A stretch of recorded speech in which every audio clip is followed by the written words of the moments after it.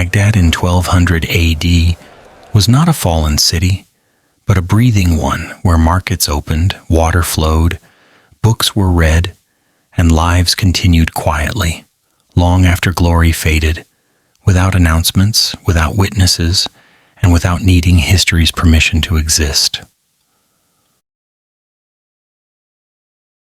If these quiet stories of the past help your breathing slow and your thoughts soften into the night, you are always welcome to remain here. Subscribing gently supports long-form storytelling without noise, urgency, or performance. It helps protect this calm space where history moves at its own pace and speaks in a low voice. Your presence allows more evenings like this to exist, more patience, more stillness, more careful listening. There is no rush. Return whenever the world feels too loud. We will be here, quietly waiting. Baghdad, when the world was already used to it. By the year 1200, Baghdad was no longer impressive in the way history prefers. It did not announce itself as the center of the world. It did not glow with novelty. It did not need witnesses. Baghdad had already lived long enough to become familiar, even to itself. The world had learned how to look past it, and Baghdad, in return, learned how to continue without applause. This was not a fallen city. Fallen cities make noise. They collapse loudly. They beg to be remembered. Baghdad did none of that. It simply adjusted its pace. It woke up every morning without checking whether it was still important. Markets opened. Water moved. Bread was baked. The city went on with the quiet confidence of something that had survived long enough to stop asking questions. By 1200, Baghdad had already been praised, written about, argued over, and compared to its own past. It had experienced the exhausting phase of being admired. Now it lived in the calmer phase that follows admiration, when expectations fall away and routines return to their natural size. This was not decline. It was fatigue without panic. A city can be tired and still be alive. People inside Baghdad did not wake each day thinking about glory. They woke thinking about shade, water, and timing. They thought about when the heat would become unbearable and when the river would be kind. The city was measured not in legends, but in distances, walked, and hours endured. Its greatness, if it still existed, was folded into habit. There is something deeply unsettling about a city that refuses to perform its own history. Baghdad did not reenact its golden age. It did not rebuild itself as a monument to memory. It allowed its streets to narrow, its buildings to age, its systems to adapt quietly. It accepted being overlooked, and in doing so, it became more real. If you stood in Baghdad in 1200, you would not feel like you were standing inside history. You would feel like you were standing inside a place where history had already passed through and left behind something sturdier. Routine. A city that no longer needed to be explained. A city that did not wait for permission to exist. Baghdad did not collapse. It simply became less discussed. And for a city, that can be a kind of peace. A city that learned to live without attention. Baghdad in 1200 had already learned a lesson most cities never do. Attention is temporary. Structures built to attract it tend to crack when it leaves. Baghdad had been watched long enough to understand that survival depends on something quieter than fame. It depends on repetition, on people doing the same small things every day, even when no one is writing them down. The city no longer tried to look impressive from a distance. Its streets bent inward. Its buildings faced courtyards instead of avenues. Life happened away from the surface. If you were searching for grandeur, you would be disappointed. If you were searching for continuity, you would find it everywhere. Baghdad's rhythm was no longer synchronized with the ambitions of empires. It moved with the sun, the heat, and the river. The day unfolded slowly. Morning belonged to work, midday belonged to retreat, afternoon belonged to patience, evening belonged to voices that lowered without being told. The city was not efficient, it was practiced. There is a quiet irony in how history remembers places. It loves beginnings and endings. It struggles with middles. Baghdad in 1200 was a middle. Not the start of something new, not the dramatic end of something old, just a long stretch of continued existence. For historians, this is uncomfortable. For people living there, it was ordinary.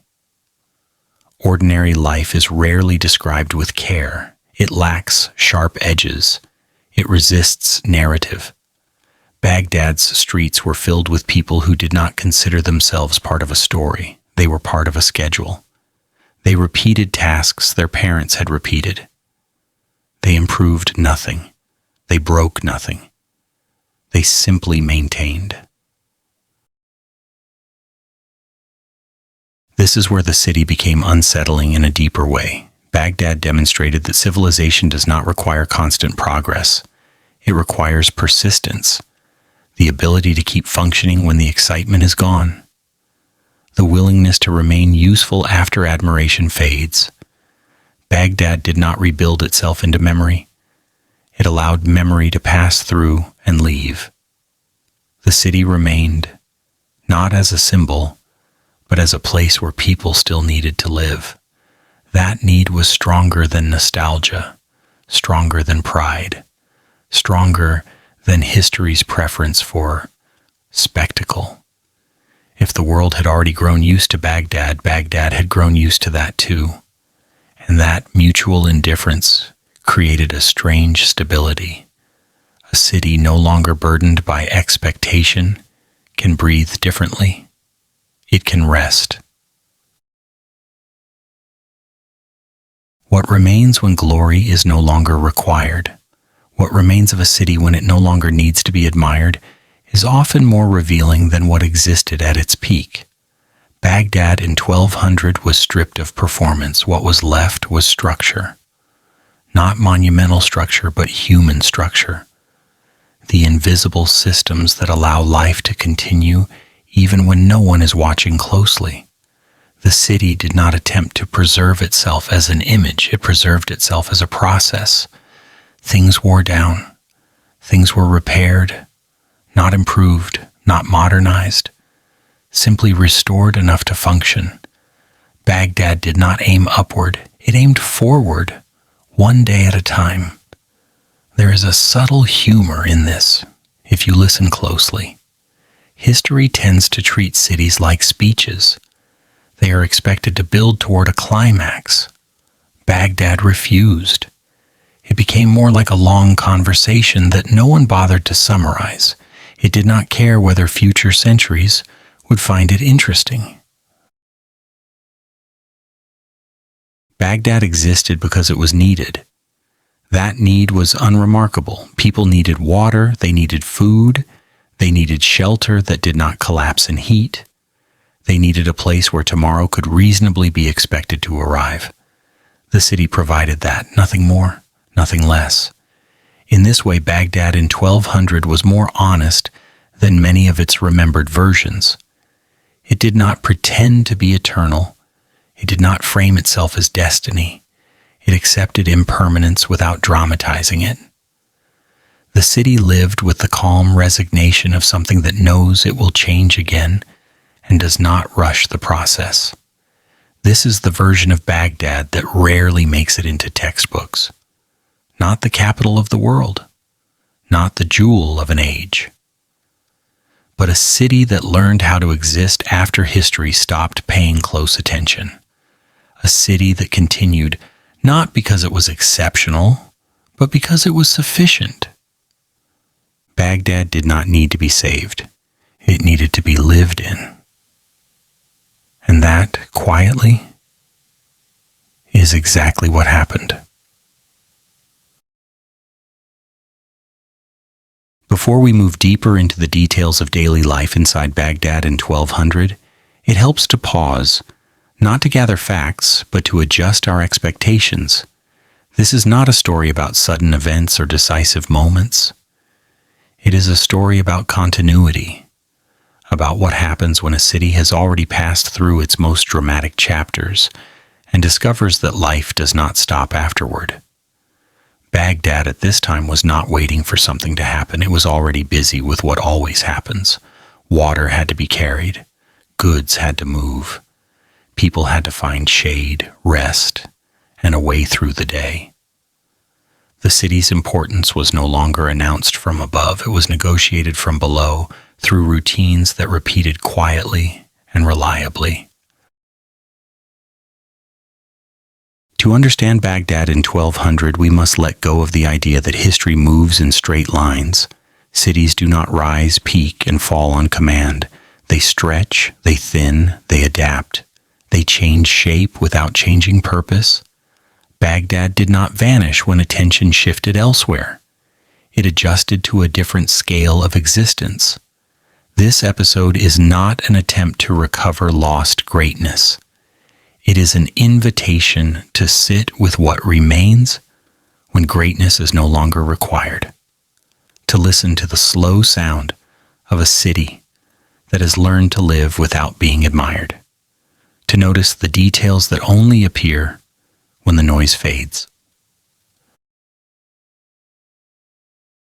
We will move through streets that are narrower than memory suggests, through days shaped more by weather than by ambition, through nights where the city exhales and becomes something softer, more human, and more difficult to summarize. There is no urgency here, no climax waiting, only a long, patient unfolding. If you are listening closely, you may notice something unusual. The absence of drama creates space, and in that space, Baghdad begins to speak, not loudly, not clearly, but honestly. So settle in. Let the city move at its own pace. History is not in a hurry tonight. Baghdad is a city, not a legend. Waking up inside a real city. Baghdad in the year 1200 did not wake up as a legend. It woke up the way real places do, slowly, unevenly, with no sense of performance. There was no moment when the city announced itself to the morning. Instead, there were sounds arriving one by one, footsteps before voices, doors before conversations, water before words. This was not a city thinking about how it would be remembered. It was a city thinking about how the day would be endured. People woke with the sun, not because of romance, but because heat makes decisions early. Someone stood up before they wanted to. Someone else waited a little longer, negotiating with their own tired body. Bread had to be bought. Water had to be found. Work had to begin before the air became too heavy to carry effort comfortably. Baghdad was not an idea. It was a surface that absorbed footsteps, a place where people moved through narrow streets, not to feel history, but to shorten distance. The city was measured in practical units, how long it took to reach shade, how far the walk was to the nearest water source, how loud the street became once the day truly started. History prefers wide views. Baghdad offered narrow ones. From above, it might have looked dense, complicated, difficult to explain. From inside, it was simpler. You knew where you were because your body remembered. You turned left because you always did. You avoided certain streets at certain hours. You listened for sounds that told you whether the day was moving normally or not. Baghdad in 1200 was not impressive in the heroic sense. It did not rise dramatically from the earth. It settled into it.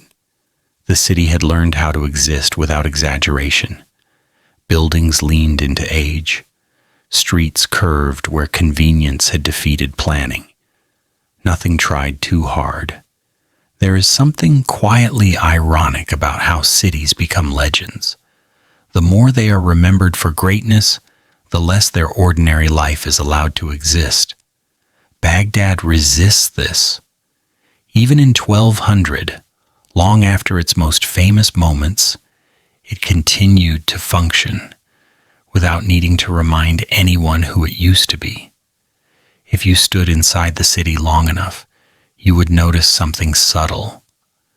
Baghdad did not carry itself like a memory. It carried itself like a body that had learned where it hurt and how to move anyway. It was tired, yes, but tiredness is not the same as collapse. Measured by distance, sound, and shade, Baghdad was not measured in monuments by the people who lived there. It was measured in steps, in pauses, in moments of relief. The city's true scale revealed itself, not through size, but through experience. A long walk in the morning felt manageable. The same distance at midday felt unreasonable. Shade changed everything. The presence or absence of it could transform a street from usable to unbearable. Baghdad was a city that taught people to read space carefully, not intellectually, but physically. Sound was another measure. Early mornings carried softer noise tools, movement, brief exchanges. As the day progressed, sound thickened, conversations overlapped, animals added their own commentary.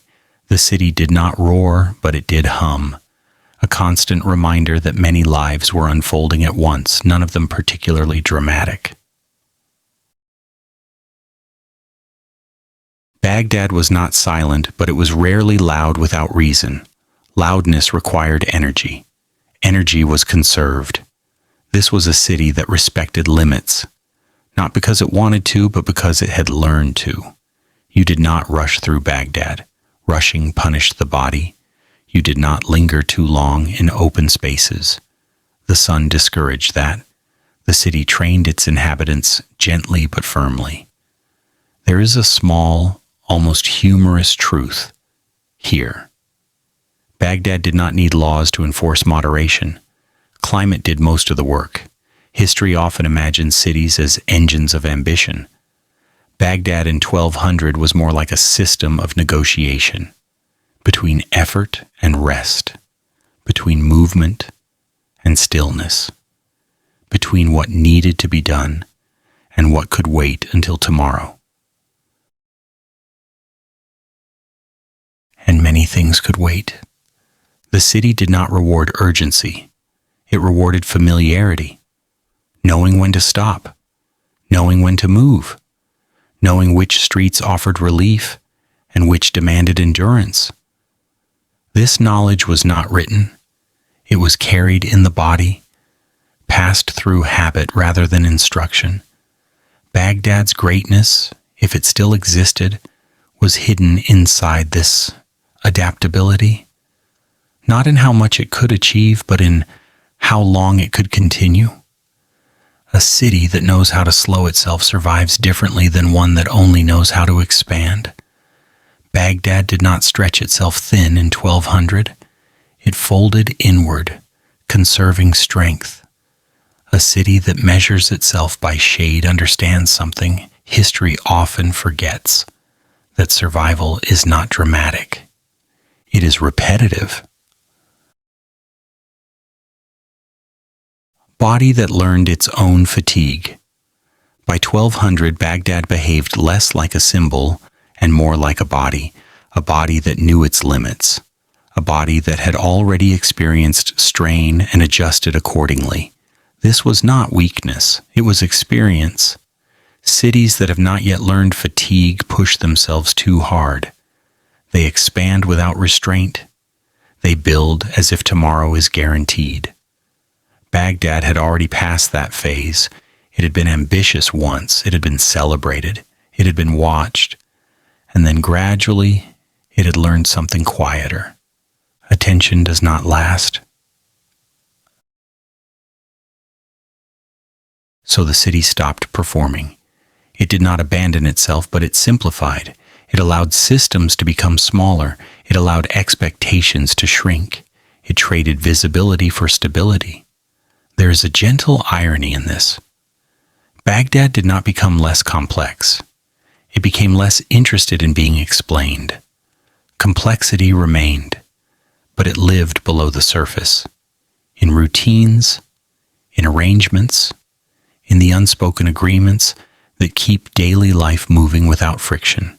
People inside Baghdad did not discuss the city's condition in abstract terms. They felt it. A tired city does not announce its fatigue. It adjusts its posture. It leans differently. It chooses rest where possible. Baghdad's streets narrowed not as a failure, but as a response. Narrow streets create shade. They slow movement. They reduce exposure. They make survival easier without needing justification. History prefers clean lines. Baghdad preferred useful ones. This is why Baghdad in 1200 feels unsettling when described honestly. It does not fit the expected arc. It is neither triumphant nor ruined. It occupies the uncomfortable middle ground where life continues without spectacle. A body that has learned fatigue is not broken. It is careful. Baghdad moved carefully. It did not rush toward the future. It did not cling desperately to the past. It existed in a long present, shaped by repetition rather than aspiration. This kind of existence rarely becomes legend. It becomes life. Movement without momentum. Baghdad in 1200 never stopped moving, but its movement lacked momentum in the way history likes to frame it. There was no surge forward, no dramatic push. Instead, there was continuity. People walked the same paths day after day. Shops opened and closed at familiar hours. Water followed known routes. The city breathed in a rhythm that did not need acceleration. Movement without momentum can look like stagnation from a distance. From inside, it feels like balance. Baghdad did not chase growth. It maintained function. This is not glamorous, but it is deeply human. Most lives do not aim for expansion. They aim for sustainability. Baghdad mirrored this instinct. The city did not try to become more than it was. It tried to remain itself. There is a quiet kind of humor in imagining history waiting for something dramatic to happen, while Baghdad calmly continued existing. No announcements, no turning points. Just another day arranged around necessity. If Baghdad was a body, then by 1200 it had learned how to pace itself. It knew which movements caused pain and which allowed rest. It chose the latter when possible. This choice did not make it weak, it made it durable. Baghdad did not need to prove that it was still alive. Life was evident in every small continuation. In bread baked, in water carried, in shade sought, in footsteps repeated. This is the Baghdad that matters for understanding the city as it truly was. Not a legend, not a symbol, but a place where people lived ordinary lives inside extraordinary continuity. Baghdad in 1200 was not impressive. It was inhabited, and that quietly is enough. Baghdad, when understood this way, stops behaving like a story and starts behaving like a place A place where meaning does not arrive all at once but settles gradually the way dust does in the evening when movement slows. Nothing announces itself, nothing insists on being remembered, and yet everything leaves a trace in the body of the city.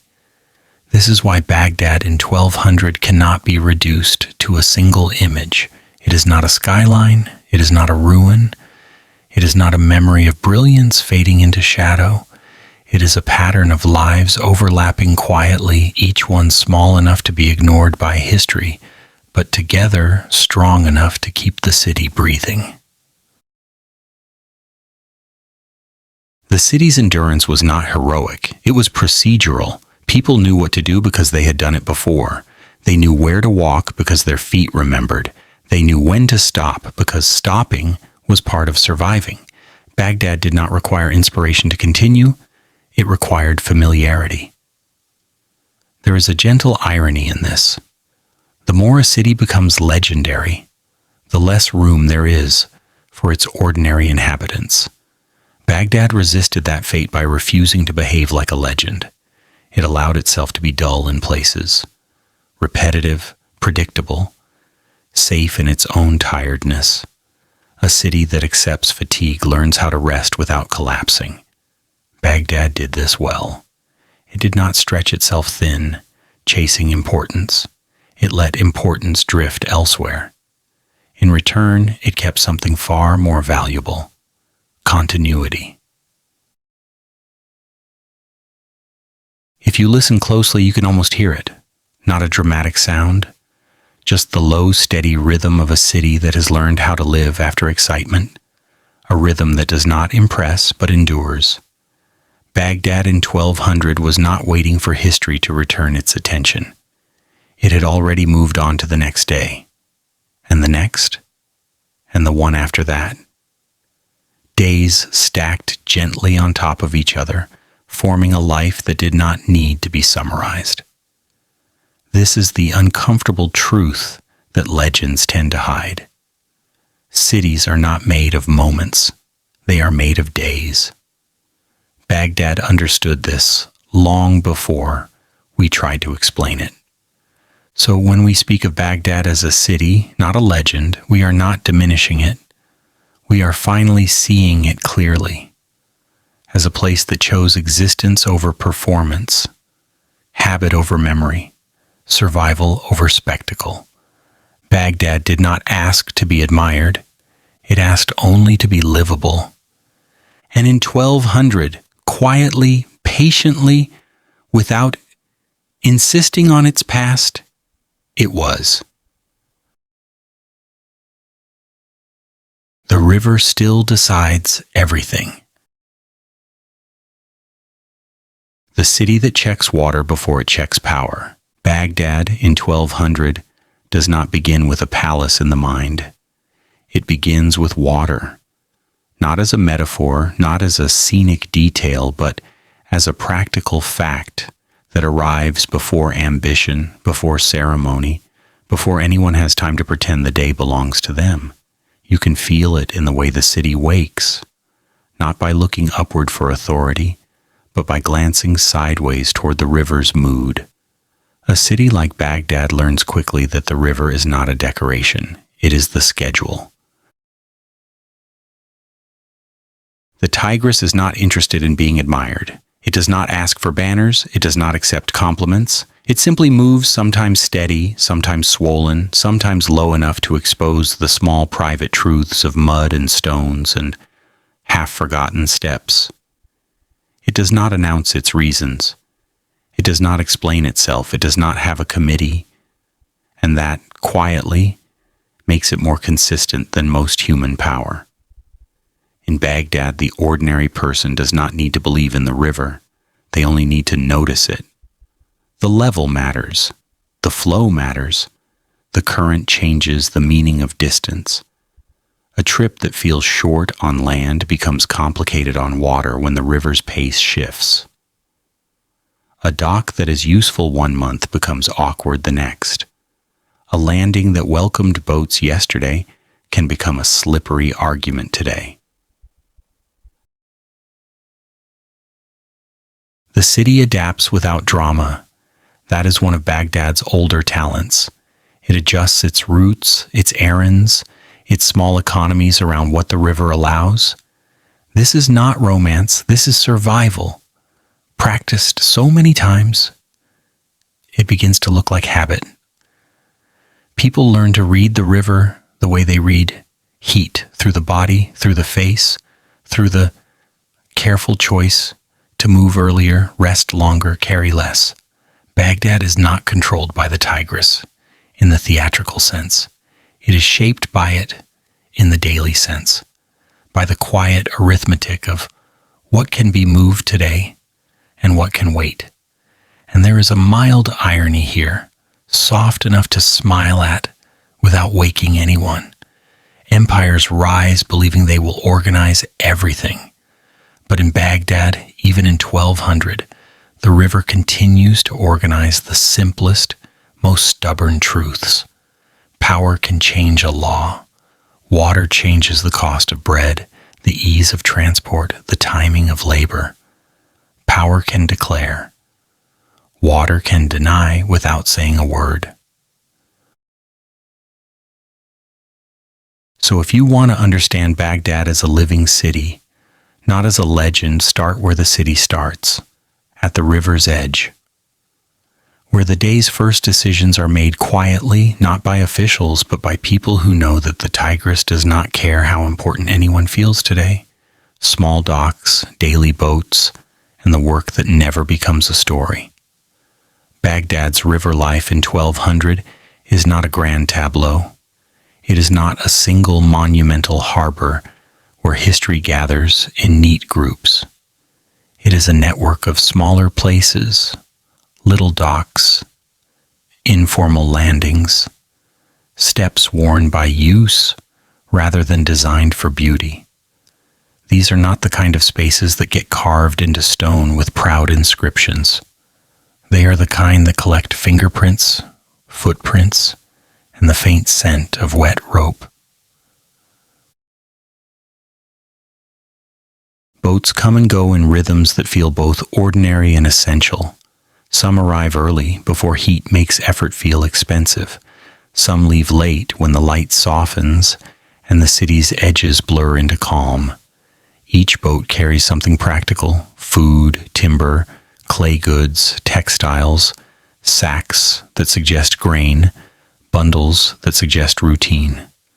The river becomes a moving corridor, less dramatic than a road and more honest than a proclamation.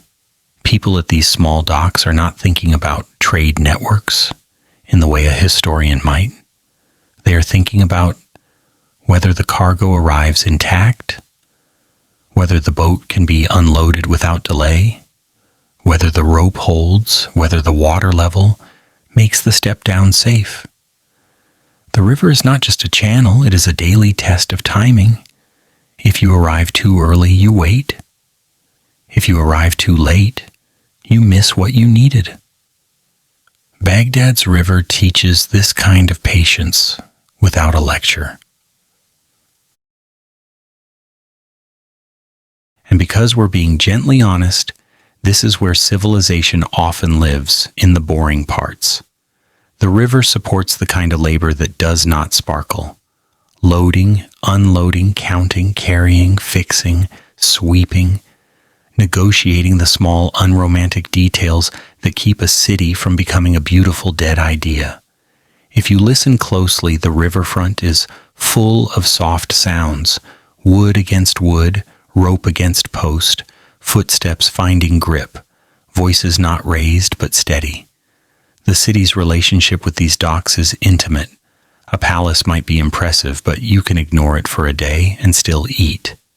Ignore the river's routine for too long, and the city notices. The markets notice, the households notice, the body notices. Baghdad's daily life is stitched together by these river moments that rarely become official memory. There's also a subtle social choreography here. River work gathers people who have learned to trust repetition more than promises. They know which boats are reliable. They know who measures honestly and who pretends. They know how to make the day work even when the day is imperfect. Baghdad in 1200 is full of that skill. The skill of continuing without applause. If you picture Baghdad as a legend, you imagine scholars, domes, brilliance.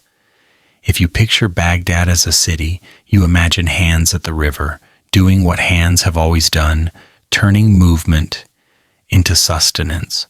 And the Tigris, unbothered, keeps moving past them all as if to say, without words, yes, this is what matters. Carry on. Water levels, flood memory, and the city's quiet instinct for adjustment. Baghdad does not need to remember every flood to respect the possibility of one. Even in 1200, the city carries an inherited caution, an instinct that lives in architecture, in choices, in the placement of things people don't want to lose. This is not paranoia. It is memory turned practical. A river city learns that water has moods. Not emotional moods, of course, water's not sentimental, but patterns that feel like moods to those who depend on it. The river's level is never just a number. It is a signal. A higher river changes where you walk. It changes which landings you trust. It changes how you stack goods, where you store them, and how quickly you move them inland. A lower river changes other things. It can make docking awkward. It can slow transport. It can expose mud that holds the smell of last week's heat. Either way, Baghdad reads these changes like a skilled reader reads margins quietly, automatically, with little fuss. And this perhaps is the deeper point of the chapter. Baghdad is not organized around certainty.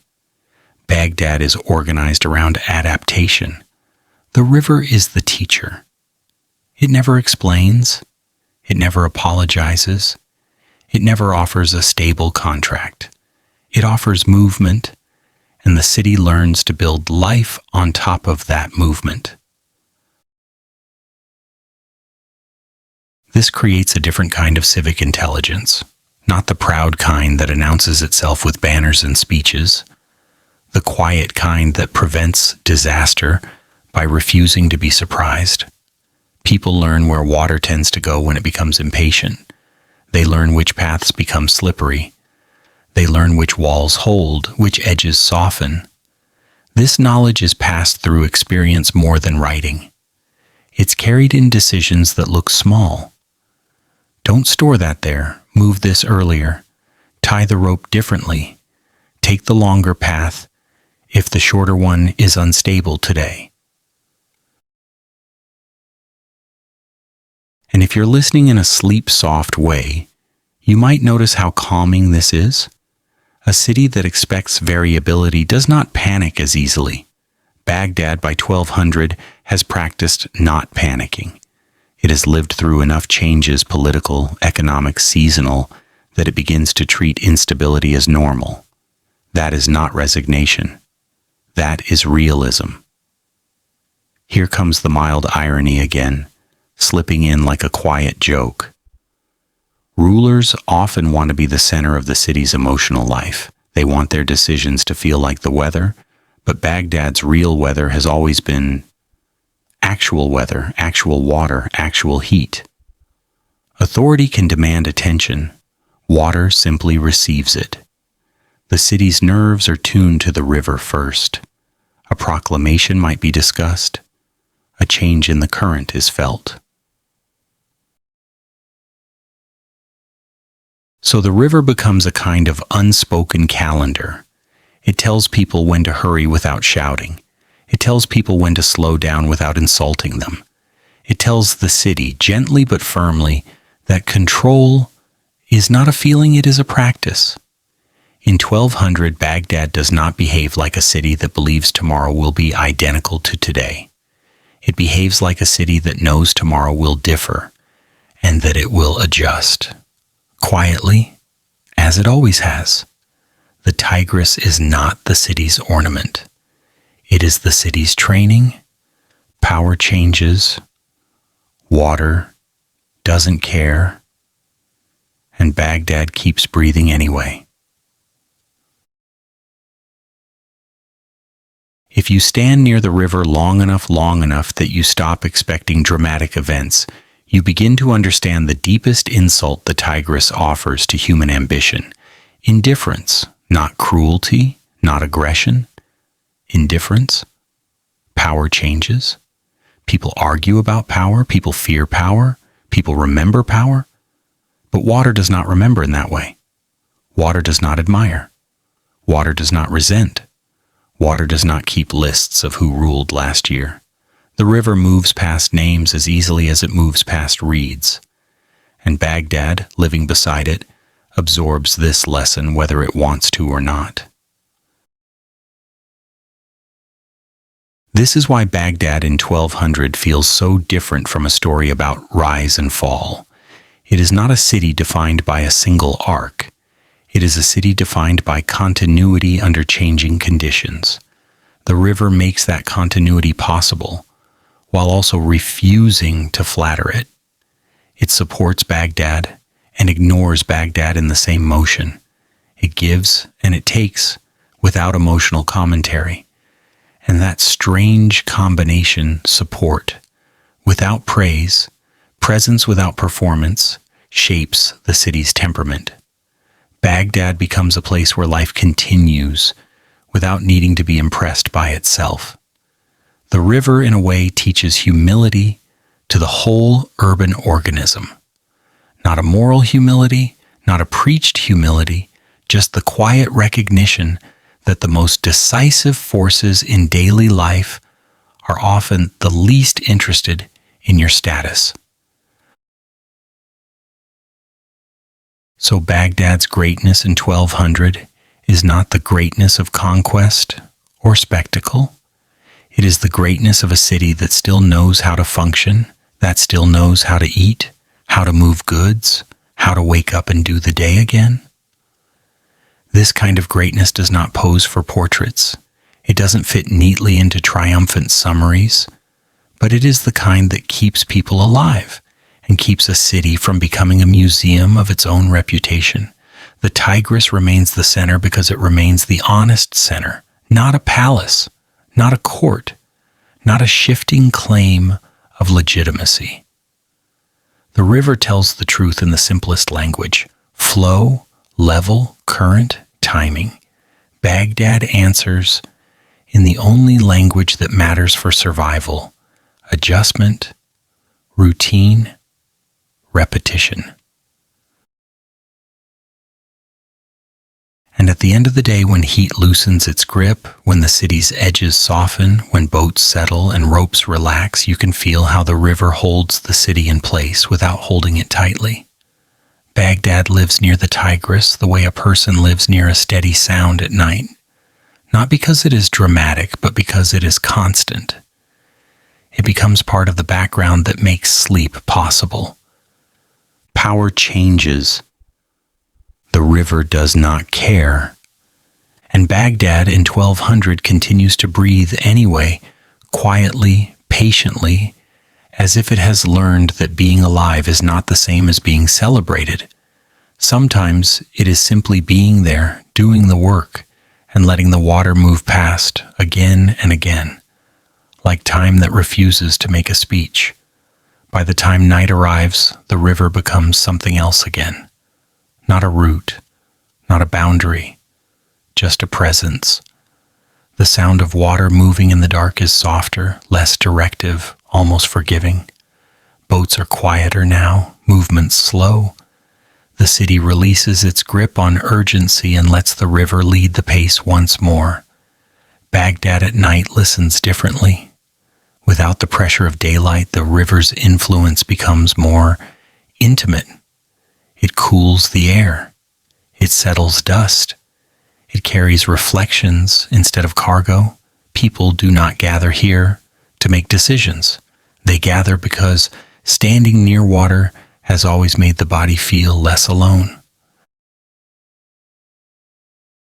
This is another thing power never quite understands. Control wants daylight, water does not. The river is just as certain in the dark as it is at noon. It continues without witnesses. And in that quiet persistence, Baghdad finds reassurance. If the river is still moving, the city is still alive. Over centuries, this relationship has shaped Baghdad more deeply than any ruler could. The city has learned to trust what repeats, what endures without explanation. The river does not promise improvement. It promises continuation. And that promise, humble as it is, turns out to be enough. Baghdad's buildings may age, its streets may change shape, its names may be argued over, but the river keeps teaching the same lesson again and again, without impatience. That survival is not dramatic. That authority is temporary. That adaptation is more reliable than ambition. There is something almost comforting in this, especially when listened to late at night. The idea that a city does not need certainty to exist, that it does not need applause, that it does not need to be right about the future. It only needs to respond quietly to what arrives. Baghdad learned this lesson early. By 1200, it had practiced it long enough that it became instinct. The city did not ask whether the river approved of it. It asked when the river would rise and when it would ease. It shaped itself accordingly without resentment. And so the river remains the city's most honest companion. Not loyal, not hostile, just present. It does not belong to Baghdad, and Baghdad does not belong to it. They coexist, each shaping the other without agreement. When history later looks for reasons why the city endured, why it adjusted, why it did not disappear when attention drifted, the answer will not be found in proclamations or plans. It will be found here in this quiet relationship with water, in the daily acceptance that some forces cannot be led, only followed. Power changes, the river does not care. And Baghdad, having learned this long ago, continues to move with it. Not triumphantly, not tragically, just steadily. A city breathing beside water that refuses to hurry, carrying life forward without explanation. Night after night, year after year. A city made of neighborhoods. Not one city, but many small ones. Baghdad in 1200 is not experienced as a single place. It is felt as many places stitched loosely together. From a distance, it might appear unified walls, roads, river, density. But from inside, the city dissolves into neighborhoods so distinct that they feel like small towns, pressed shoulder to shoulder, each one breathing at its own pace. No one wakes up thinking about Baghdad as a whole. They wake up thinking about their street, their corner, the short walk to the baker, the familiar route to water. The city exists first as proximity, not as scale. This is how Baghdad survives complexity, by breaking itself into manageable pieces. Each neighborhood holds just enough of life to make leaving unnecessary. There is a small market where prices are known before they are spoken. A bakery where timing matters more than variety. A bathhouse where bodies repeat the same rituals week after week. These places are not destinations. They are extensions of routine. Baghdad is not a city that demands exploration. It allows containment. People can live entire lives without crossing the city's imagined center. Not because they are trapped, but because they are supplied. Everything required for daily survival exists close enough to reach without planning. The city does not insist on movement. It permits stillness. There is a quiet intelligence in this arrangement. Large plans fail easily. Neighborhoods adapt. When one part of the city struggles, others continue. Baghdad is resilient not because it is grand, but because it is fragmented in useful ways. History often describes cities as if they were singular characters. Baghdad resists that description. It behaves more like a conversation happening in many voices at once, none of them trying to speak for the whole. Markets, bread, and the comfort of repetition. In each neighborhood, the market does not feel like an institution. It feels like a habit. Stalls appear where they always do.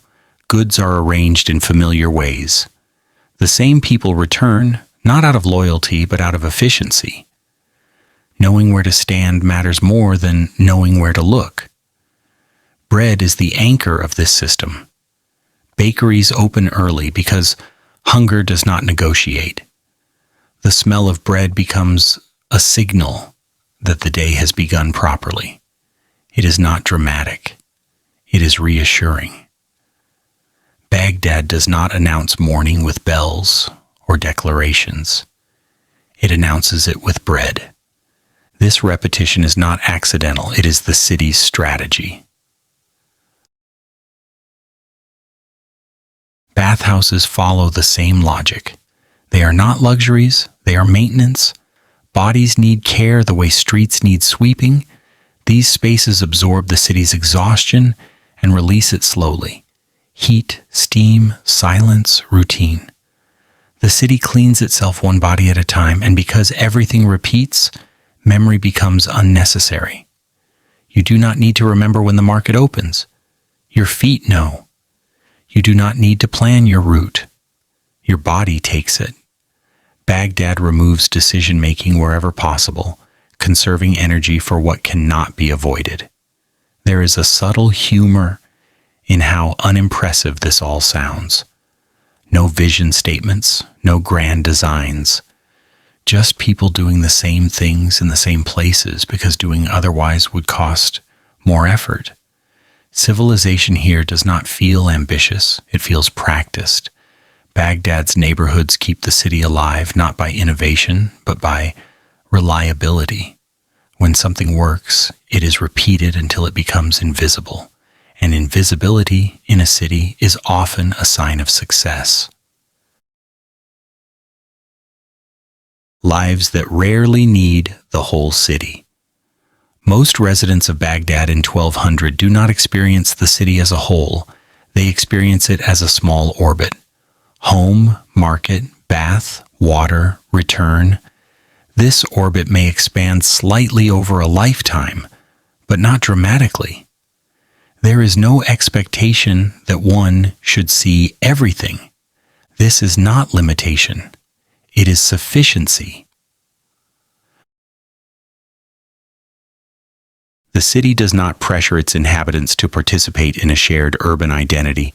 There is no need to feel Baghdad. You live inside it, and that is enough. Belonging comes from familiarity, not from abstraction. People recognize faces long before they recognize names. Trust is local.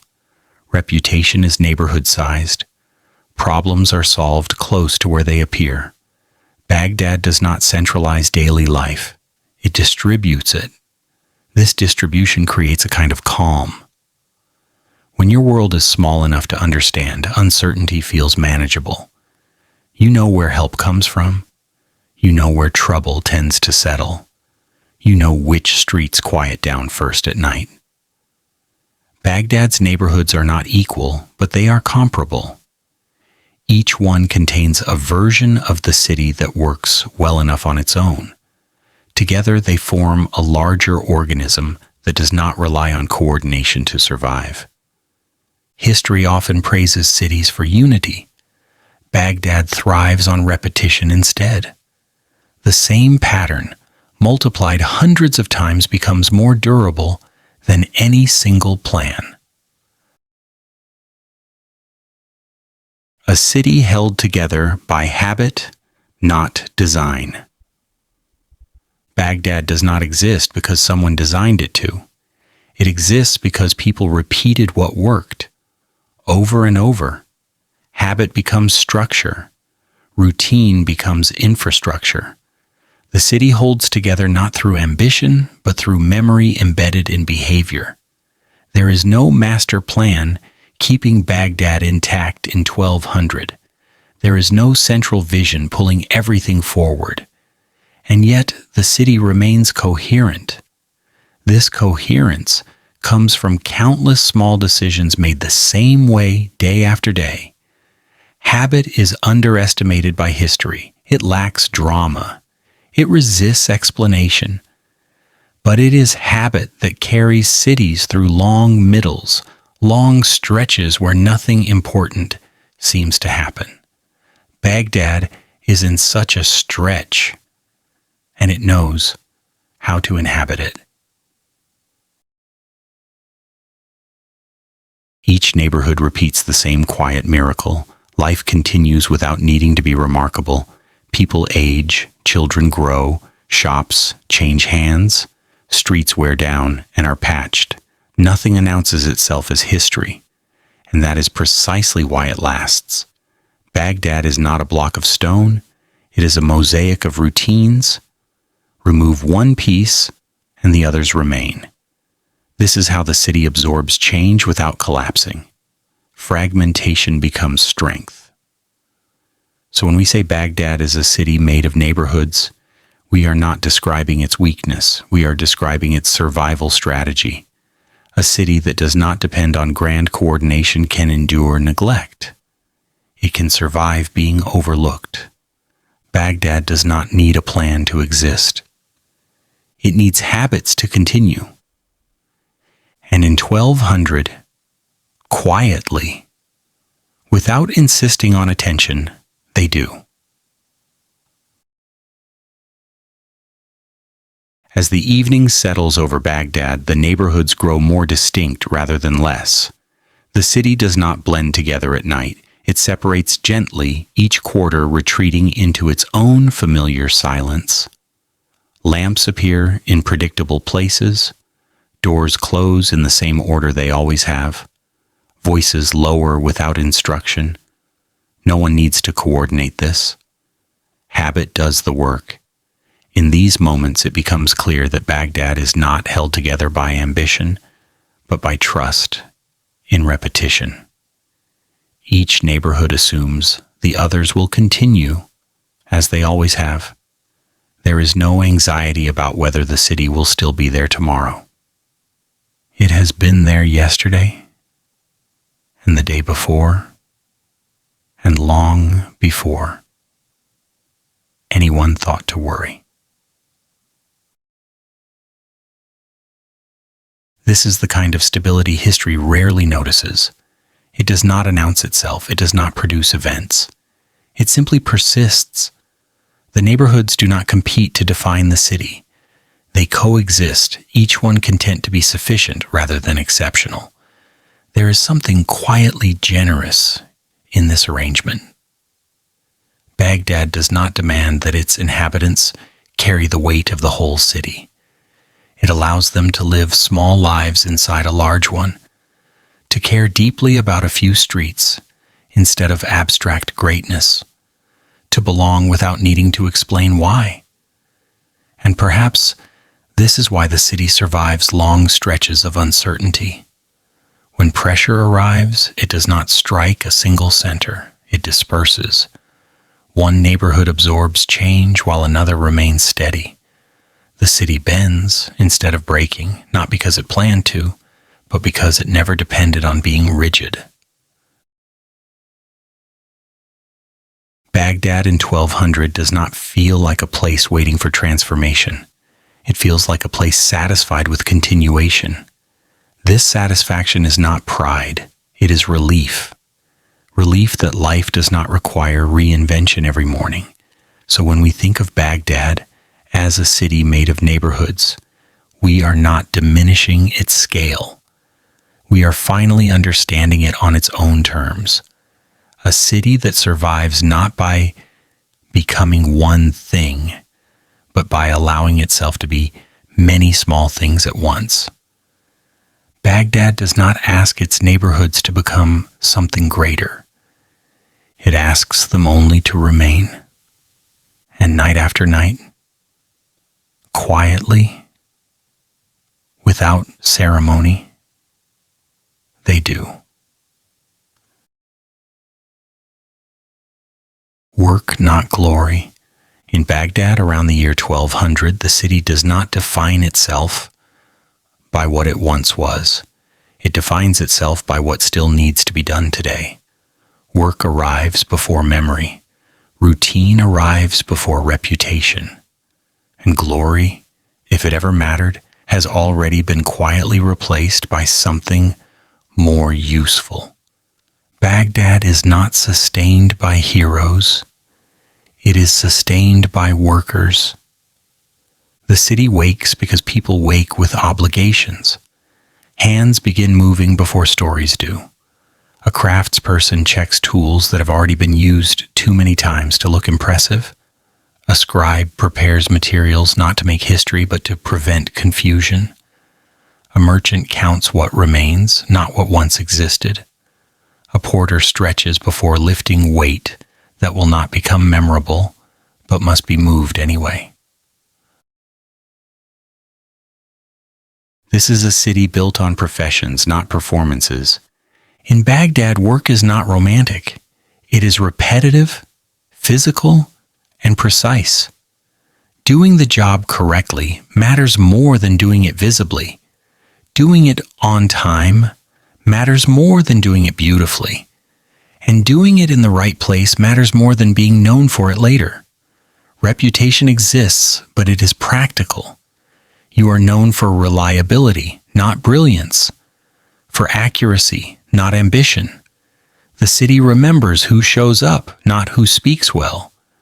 This is not idealism. It is survival refined into habit. There is a subtle humor in this arrangement.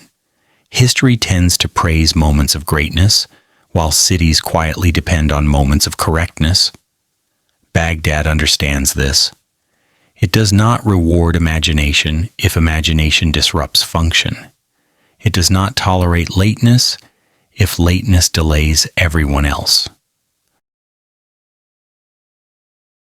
A job done badly creates ripples. A job done well disappears. Scribes in Baghdad do not imagine themselves as writers of destiny. They copy, record, calculate, and correct. Their work is meant to prevent arguments, not inspire admiration. Pages are filled not with poetry, but with clarity. The goal is not expression. The goal is that nothing goes wrong later. Craft workers operate the same way. Precision matters. Consistency matters. Innovation is less important than dependability. A tool that works today is more valuable than an idea that might work tomorrow. Baghdad prefers certainty in small things.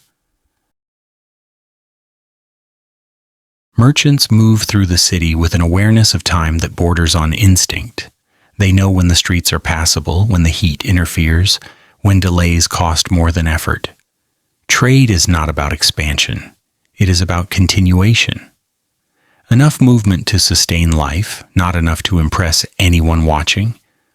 Porters, often invisible in history, carry the physical weight of the city. They move goods that allow everything else to happen. Their labor is measured in endurance, not recognition. Baghdad notices their absence more than their presence, which quietly says everything. This is where Baghdad differs from the city's history likes to glorify. It does not imagine itself as exceptional anymore. It imagines itself as functional. And that shift changes everything. There is no social reward for nostalgia here. No one is fed by remembering the golden age. No one drinks water from memory. No one repairs a roof with stories of the past. The city has learned that survival belongs to the present. If you listen carefully, you can hear it. in the way people speak about work. There is no urgency to surpass yesterday. There is only the expectation to meet today's needs without creating tomorrow's problems. Baghdad does not celebrate labor. It depends on it. And because of that dependence, work becomes a quiet form of dignity. Not the loud dignity of recognition, but the steady dignity of necessity. You matter because your task matters, not because history will remember you. This is unsettling for narratives that prefer heroes. Baghdad offers none. It offers instead a city that continues because enough people do their jobs correctly, repeatedly, without needing applause.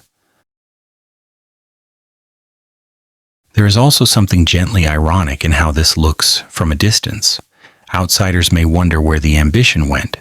Baghdad would likely respond, if it responded at all, that ambition is expensive. Routine is affordable, and routine keeps the city breathing.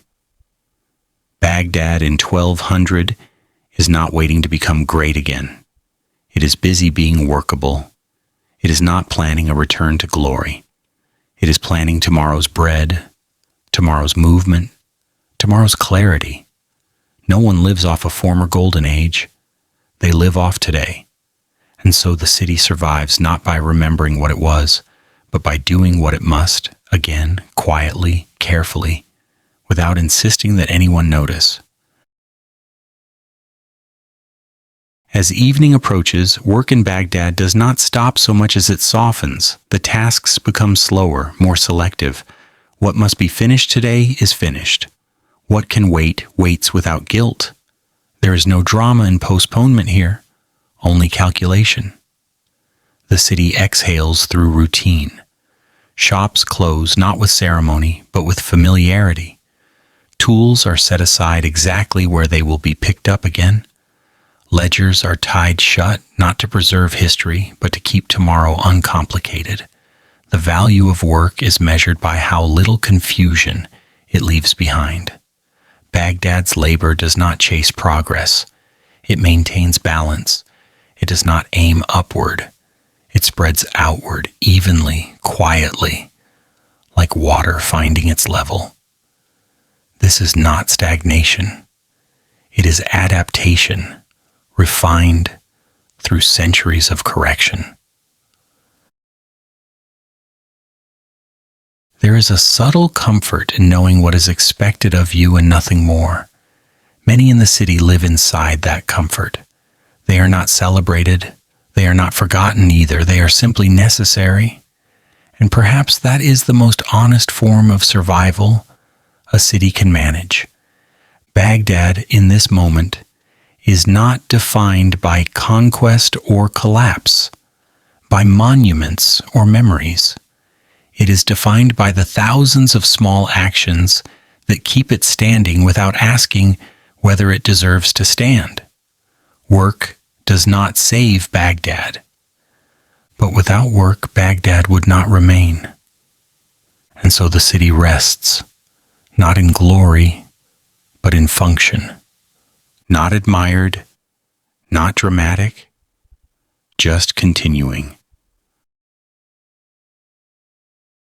Quiet wealth, hidden lives.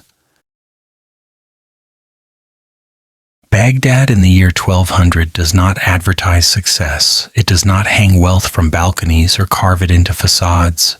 There are no buildings shouting importance, no streets designed to impress strangers. If you walk through the city expecting prosperity to look confident or decorative, you will assume it is missing, and you would be wrong. Baghdad is wealthy in a way that avoids attention. It has learned, over centuries, that attention is rarely a gift. In this city, wealth has learned to turn inward. Houses do not face the street with pride. They withdraw from it. Walls are plain. Doors are modest. Windows are few and narrow, placed high enough to admit light, but not curiosity. From the outside, it is difficult to distinguish the prosperous from the merely comfortable, or the comfortable from the barely surviving. Baghdad prefers it this way.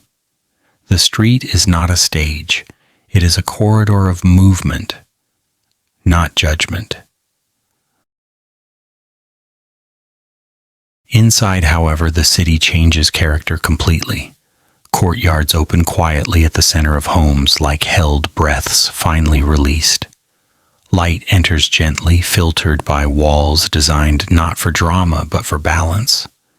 Shade is planned carefully, water is placed where it calms rather than displays, and space is arranged for endurance, not admiration. Nothing inside these homes exists to impress an outsider. Everything exists to preserve the people who live there. This is a city that understands that true luxury is not abundance, it is control. The most valuable resource in Baghdad is not gold, fabric, or imported goods. It is quiet.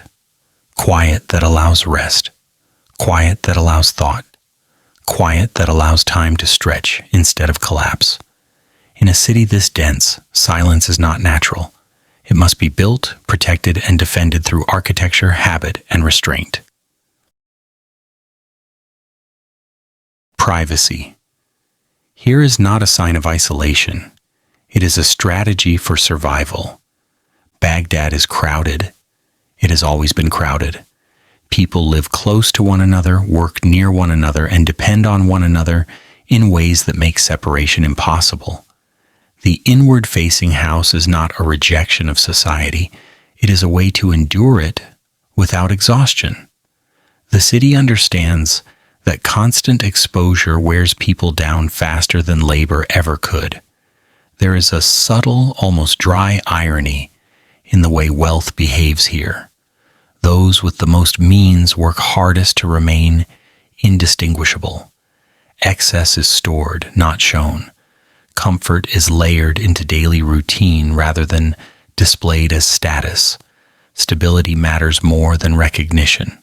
And recognition, when it comes, is often treated as a liability. Baghdad has learned that being noticed invites risk. This is why prosperity hides behind walls and routines, why successful households look ordinary from the street, why the city refuses to turn wealth into spectacle. It is not humility, it is experience. Streets remain active but disciplined. Markets hum without shouting. Voices carry but do not compete. Movement flows without demanding to be watched. Even crowds behave with a kind of practiced compression, making space for one another without instruction. Baghdad is full but rarely overwhelming. The city knows how to be dense without becoming chaotic. Life here is layered carefully between public and private. Outside belongs to labor, negotiation, and exchange. Inside belongs to rest, memory, family, and continuity. These layers are not confused. Baghdad does not ask people to perform identity in public. You exist fully without being visible. That invisibility is not erasure, it is protection. There is a deep calm in knowing that you are not required to be seen in order to matter. Wealth in this environment becomes almost invisible to history. It leaves few monuments. It resists narration. It does not translate well into heroic stories or dramatic decline. And because of that, it is often missed entirely by those who come later looking for spectacle. But Baghdad does not measure success by whether it will be remembered. It measures success by whether life can continue without interruption. As evening approaches, this inward wealth becomes even more apparent. Shops close not with ceremony, but with familiarity. Tools are cleaned and placed exactly where they will be needed again. Ledgers are tied shut to prevent confusion, not to preserve legacy. The city winds itself down gently, like a mechanism designed to last. Lamps glow behind walls, courtyards cool, conversations soften without instruction. There is no announcement that night has arrived. Night simply takes its place, as it always has. Quiet settles because the city has practiced quiet for generations. This is where wealth reveals its truest form. Rhythm. The ability to end the day without disturbance. The ability to sleep without guarding every sound. The ability to wake knowing that what you have will still be there. Baghdad understands that stability is more valuable than expansion and continuity more precious than growth. Even those without surplus participate in this culture of restraint. Modesty here is not enforced by law. It is reinforced by lived knowledge. People have learned that excess draws attention, and attention draws disruption. Lives remain tucked away, not because they are small, but because they are fragile. Stories unfold inside walls rather than on streets. Joy does not travel far, neither does grief. Both are allowed to remain private. Generations share space not to display lineage, but to reduce vulnerability. The city's density creates closeness. Its architecture preserves solitude. There is something quietly profound in this arrangement. Baghdad does not confuse noise with vitality. It does not equate display with strength. It has learned that endurance is built from repetition, not proclamation. To an outsider, the city might appear subdued, even restrained. But inside, life is full of detail. Shared meals that take their time, pauses that are not rushed, routines that do not need witnesses to feel complete. The city does not rush its inner life. It shelters it. And perhaps this is why Baghdad endures when others fracture. Not because it dominates, not because it dazzles, but because it knows how to protect the unseen parts of human life. Quiet wealth does not disappear easily. Hidden lives do not collapse loudly. They persist through neglect, through political change, through the slow erosion of reputation. They outlast attention. Baghdad in 1200 is not waiting to be rediscovered. It is not mourning lost greatness. It is busy preserving the conditions that allow people to live without constant alarm. Its prosperity is folded carefully behind walls, embedded in habit, disguised as normalcy. And as the city settles fully into night, it does not glow with splendor. It rests with confidence, a confidence that does not need applause, a confidence built on knowing that tomorrow can arrive without chaos. Baghdad sleeps not in silence born of emptiness, but in silence earned through restraint. And that, perhaps, is the most durable form of wealth a city can possess. There's one more thing about wealth in Baghdad that rarely survives into description. It is intentionally unremarkable. Prosperity here does not seek to transform daily life into something extraordinary. It seeks instead to make daily life predictable.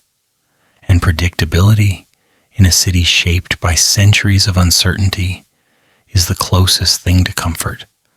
Baghdad's people do not confuse richness with excitement. They associate it with absence, the absence of sudden loss, the absence of unnecessary risk, the absence of constant vigilance.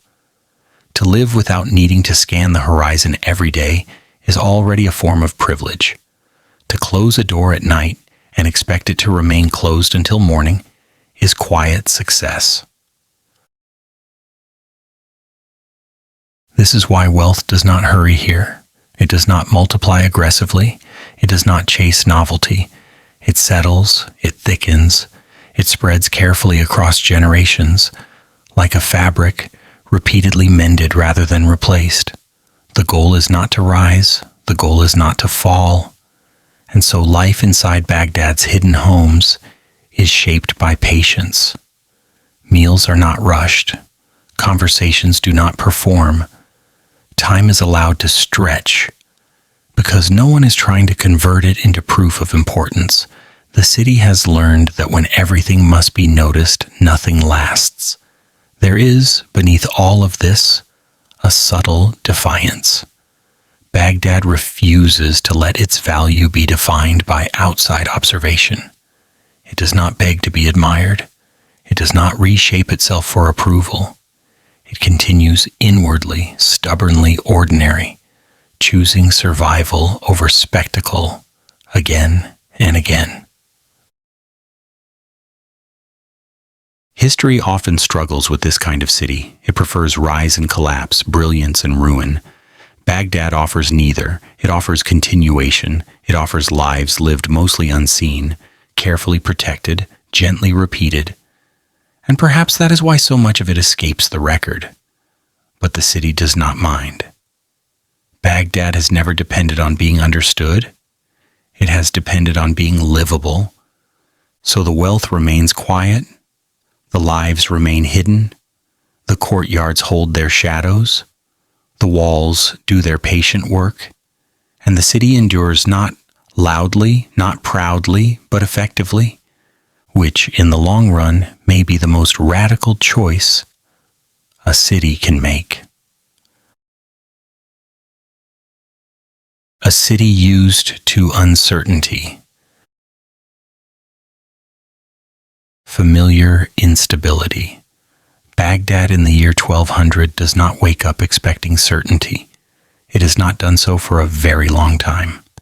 The city has lived through enough transitions, enough rearrangements of authority, enough shifts in tone and rumor that instability no longer registers as an emergency. It is simply part of the weather, something noticed, adjusted to, and then quietly absorbed into daily life. This is not resignation. It is experience. Baghdad has learned the difference between danger and noise, between real disruption and temporary confusion. Power changes, names change, promises change, but streets remain. Water still needs to be drawn. Bread still needs to be baked. The city does not pause every time the political wind shifts. It would never move forward if it did. Uncertainty here is not dramatic. It is familiar. People do not gather to panic at the first whisper of instability. Rumors move through the city the way heat does, unevenly, predictably, and without urgency. Some neighborhoods hear them early, others hear them late. Most listen, nod, and continue what they were already doing. Baghdad has learned that reacting too quickly is often more dangerous than waiting. There is a quiet, almost wry patience in this approach. The city has survived long enough to know that not every change requires action, and not every threat arrives on schedule. Overreaction wastes energy. Energy is better saved for what actually interrupts routine. And routine in Baghdad is precious. The streets are filled with people who understand that stability is not the absence of change, but the ability to continue despite it. Work continues, trade continues, water is measured, supplies are checked. Life proceeds with a cautious flexibility that does not advertise itself as wisdom, but very much is. Baghdad has stopped expecting clarity from those in power. Authority here is treated as temporary by default, not distrusted, exactly simply not relied upon too heavily. The city learned long ago that structures above it move more quickly than the ground beneath it. So people adjust downward. They trust what they can touch, what they can repeat, what has survived before. There is something almost gently ironic about how calm this makes the city appear. To an outsider, Baghdad might seem strangely composed for a place so accustomed to change, but this calm is not ignorance, it is calibration. The city has already done the math. It knows how much uncertainty it can absorb without breaking rhythm. It knows when to pay attention and when to wait. And most importantly, it knows that panic is rarely productive. Baghdad does not pretend uncertainty will disappear. It simply refuses to be ruled by it. This is not optimism. It is endurance. Rumors as background noise. In Baghdad, rumors do not arrive like alarms. They drift in like dust. Everyone notices them, but no one stops breathing because of them. A story about shifting authority, a whisper about a new tax, a concern about supply routes or distant unrest. These things circulate the way air does, present but rarely decisive. The city has learned that rumors are not instructions. They are signals at best, distractions at worst. People listen without committing. They store information the way they store grain, carefully, conservatively, without assuming it will be needed immediately. Baghdad understands that reacting too quickly gives rumors power they do not deserve. So most people wait. Waiting is not passivity here. It is judgment, delayed on purpose. There is a quiet intelligence in how this works. Conversations acknowledge uncertainty without amplifying it. A rumor might be mentioned once, then allowed to fade unless it proves persistent. Only repetition earns attention. Only consistency earns response. Baghdad does not chase every possibility. It lets possibilities exhaust themselves. This does not mean the city is naive. It means it is selective. People have learned that instability announces itself loudly only when it is already unavoidable. Before that, it tends to exaggerate. Baghdad has outlived exaggeration enough times to recognize it. And so uncertainty becomes background noise, present but not dominant. A low hum beneath daily life that does not interrupt routine unless it grows impossible to ignore. The city preserves its energy by refusing to react emotionally to information that is not yet proven real. In this way, Baghdad protects itself not with walls, but with restraint. Flexible lives, not fragile ones. Baghdad's relationship with uncertainty is reflected most clearly in how people organize their lives. Plans are made, but they are made loosely. Commitments exist, but they are designed to bend rather than snap. Nothing here is built on the assumption that tomorrow will behave exactly as expected.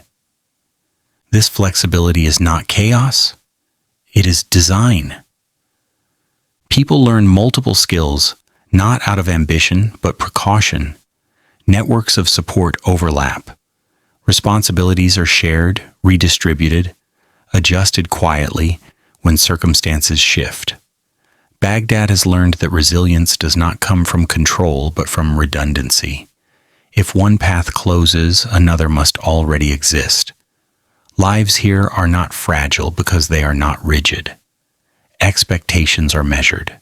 Futures are imagined cautiously. The city does not reward those who gamble everything on stability. It rewards those who prepare for variation.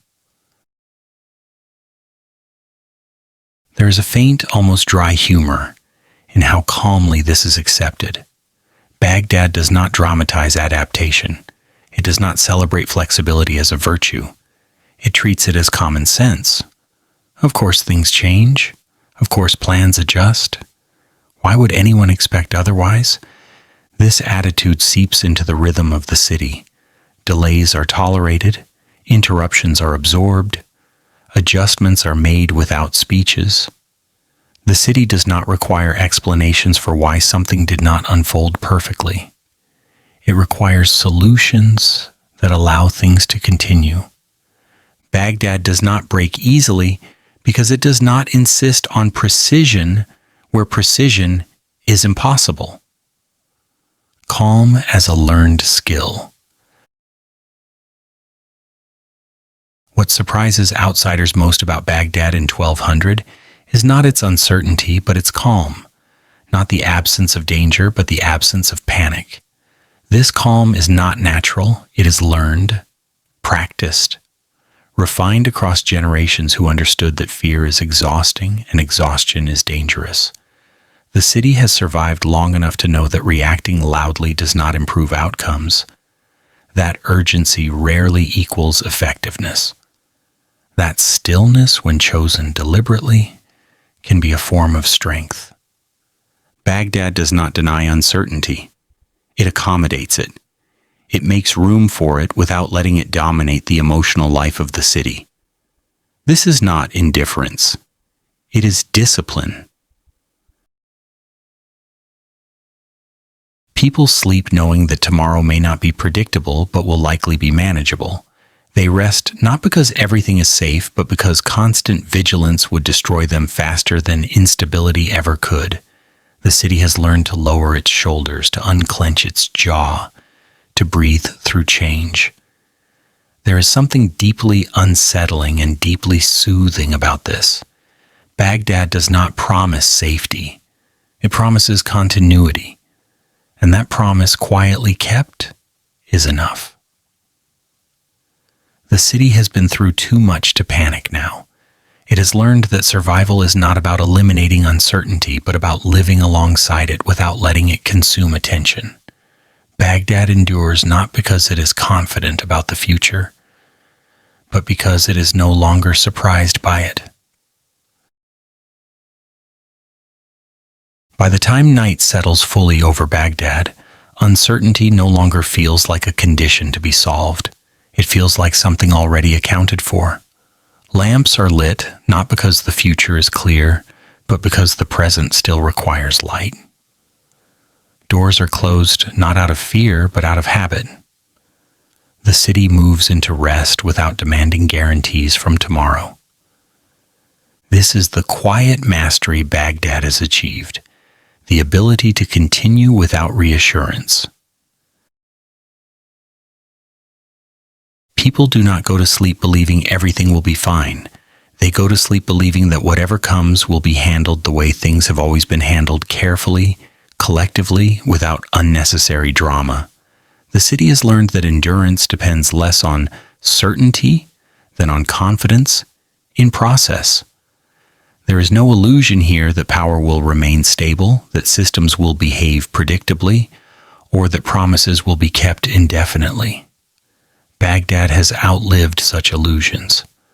What remains is something more durable, a shared understanding of how to move forward, even when the ground shifts slightly beneath your feet. This understanding does not make life easy. It makes it possible. The city does not freeze when change arrives. It does not surge forward recklessly either. It absorbs, redistributes, adjusts. Like water encountering an obstacle, it does not argue with reality. It flows around it. This is not weakness. It is refinement. There is a subtle, almost ironic peace in this acceptance. Baghdad no longer expects history to behave kindly. It simply expects it to continue behaving unpredictably. And in that expectation, the city finds a strange form of calm. Uncertainty becomes normalized, not minimized, not dismissed, just integrated, a known variable in the equation of daily life, something to be factored in, not feared. And so Baghdad rests into the night not as a city waiting for clarity, but as a city comfortable without it, comfortable enough to sleep, comfortable enough to dream, comfortable enough to wake and continue. The city has survived long enough to understand that panic is a luxury it cannot afford. Calm, on the other hand, is an investment that keeps paying returns. Baghdad does not conquer uncertainty. It outlives it. And that, quietly, is how the city remains. Time moves differently here. Daytime is practical, not personal. In Baghdad, time does not move evenly. It obeys the sun first. Daytime belongs to necessity, not emotion, and the city treats it with a kind of respectful distance. When the light arrives, Baghdad does not wake up slowly. It aligns itself. People rise with purpose already prepared, not because they enjoy efficiency, but because daylight is demanding. Heat makes hesitation costly. Noise builds quickly. Crowds thicken before patience has time to develop. During the day, Baghdad behaves like a working structure. Streets become arteries, not gathering places. Movement is direct. Conversations are short and transactional. People speak to accomplish something, not to linger. Even kindness is efficient, offered quickly, received without ceremony, and then released so both parties can continue moving. Identity during daylight is closely tied to function. You are recognized by what you are doing rather than who you are. Clothing signals occupation, posture signals status. The city organizes itself visually and audibly around usefulness. There is little room for ambiguity. Someone is either on the way to something or responsible for something. Standing still too long feels almost inappropriate. Time in daylight feels segmented and counted. It is broken into tasks that must be completed before the heat becomes oppressive and the streets lose tolerance for delay. Baghdad understands that daylight is not generous. It does not forgive inefficiency. So the city does not sentimentalize it. This is not cruelty. It is adaptation refined over centuries. Baghdad knows that survival depends on preparation, not reflection. Food must be secured, water measured, goods moved, labor completed. Daytime is when the city supports life, not when life expresses itself. It is scaffolding, not architecture. There is a quiet irony here. Many imagine history unfolding in daylight, in visible moments, in events that can be witnessed and recorded. Baghdad knows better. Daylight is not for memory, it is for maintenance. And so the city uses the sun without trusting it. It works beneath it, not within it, conserving energy for later. Because Baghdad knows that what truly sustains people arrives after the heat loosens its grip. Evening is the city letting go. As the sun lowers, Baghdad does not shift suddenly. It eases. The city relaxes its shoulders. Heat withdraws slowly, and with it, urgency begins to dissolve. Evening is not dramatic. It is transitional, a long exhale that the city has learned to recognize without naming. Tasks begin to conclude, not because everything is perfect, but because enough has been done. People stop pushing forward and start allowing themselves to arrive. Routes become less direct. Detours are tolerated. Conversations stretch slightly, no longer trimmed to essentials. This is where time begins to soften. Evening introduces flexibility into the day. It allows unfinished things to remain unfinished without guilt. The rigid divisions of daylight blur gently. Occupations still exist, but they loosen their grip. A merchant becomes someone walking home. A laborer becomes someone sitting, resting, cooling down. There is an understated equality in this cooling air. Heat no longer favors those with resources or preparation. Everyone cools at the same rate. Evening does not belong to power, it belongs to recovery. Baghdad does not celebrate this shift. It does not mark it with bells or announcements. The city knows the timing instinctively. It has learned when effort must give way to endurance. Evening is not leisure yet, but it is relief. Time during this hour feels less insistent. It does not demand constant justification. You can move slowly without apology. You can pause without explanation. The city begins to tolerate presence for its own sake. This is the moment when Baghdad becomes gentler without becoming weak. Night is when life becomes human. At night, Baghdad changes character completely. The air cools enough to allow patience. The streets quiet, but they do not empty. What remains feels intentional rather than forced. Night removes urgency without removing life. This is when people become visible, not as roles, but as selves. Titles fade first. Status follows. In darkness, hierarchy softens. A person is no longer primarily a function within the city's machinery. They are simply present, sitting, walking, listening, sharing space. Baghdad at night is slower but not idle. It is quieter but not silent. Sounds become clearer because they are fewer. A voice carries without competition. Silence becomes acceptable rather than awkward. Time stretches gently, unconcerned with productivity. Night does not care about efficiency. It cares about continuity. People linger not because they have nowhere to go, but because they are finally allowed to stay. There is no pressure to perform usefulness. The city gives permission to exist without justification. There is a faint humor in this reversal. Baghdad spends its brightest hours being efficient and its darkest hours being human. It has learned that survival requires both, but not at the same time. Differences do not disappear at night, but they lose urgency. A person's rank matters less than their presence. Conversations wander. Pauses are not filled automatically. Time stops demanding output. This is when the city feels most alive and also most calm. Night allows Baghdad to remember that people are not machines, designed solely for function. They are bodies that need cool air, slower rhythms, and moments that do not lead anywhere. Time without pressure. Night in Baghdad does not rush toward morning. It lingers deliberately. It allows moments to finish themselves.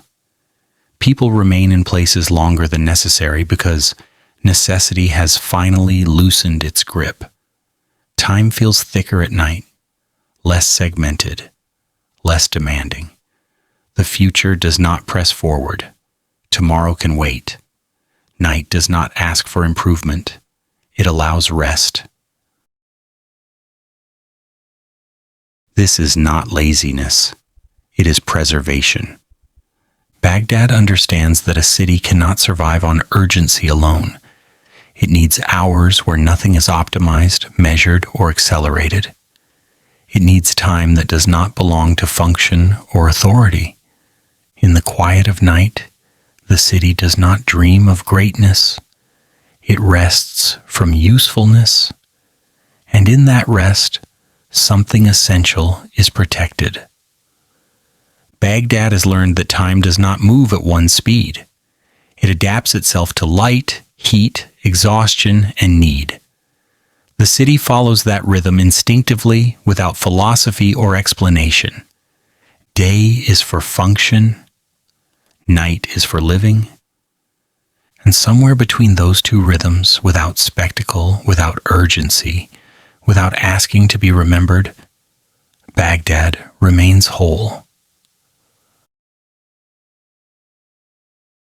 As the night deepens, Baghdad settles into a version of itself that no longer needs explanation. The city does not attempt to hold on to the day, nor does it rush toward the next one. It simply occupies the hours in between with a practiced ease. Lamps dim gradually. Footsteps space themselves out. Voices soften, not because silence is required, but because it feels appropriate. This is the hour when time stops behaving like a sequence and starts behaving like a surface. People move across it slowly, leaving no marks they expect to find again. There is no sense of progress here, and no anxiety about that absence. Night does not advance the city. It restores it. Baghdad has learned that constant forward motion is unsustainable. The city needs intervals where nothing is being decided, proven, or corrected. Night provides those intervals generously. It gives people permission to be unfinished, to let thoughts wander without conclusion, to exist without preparing for what comes next. In this darkness, the city becomes less demanding and more forgiving. Mistakes made during the day lose their sharpness, tensions loosen, worries shrink to a size that can be carried without strain. Night does not solve problems, but it makes them survivable. There is something deeply reassuring in how predictable this rhythm is.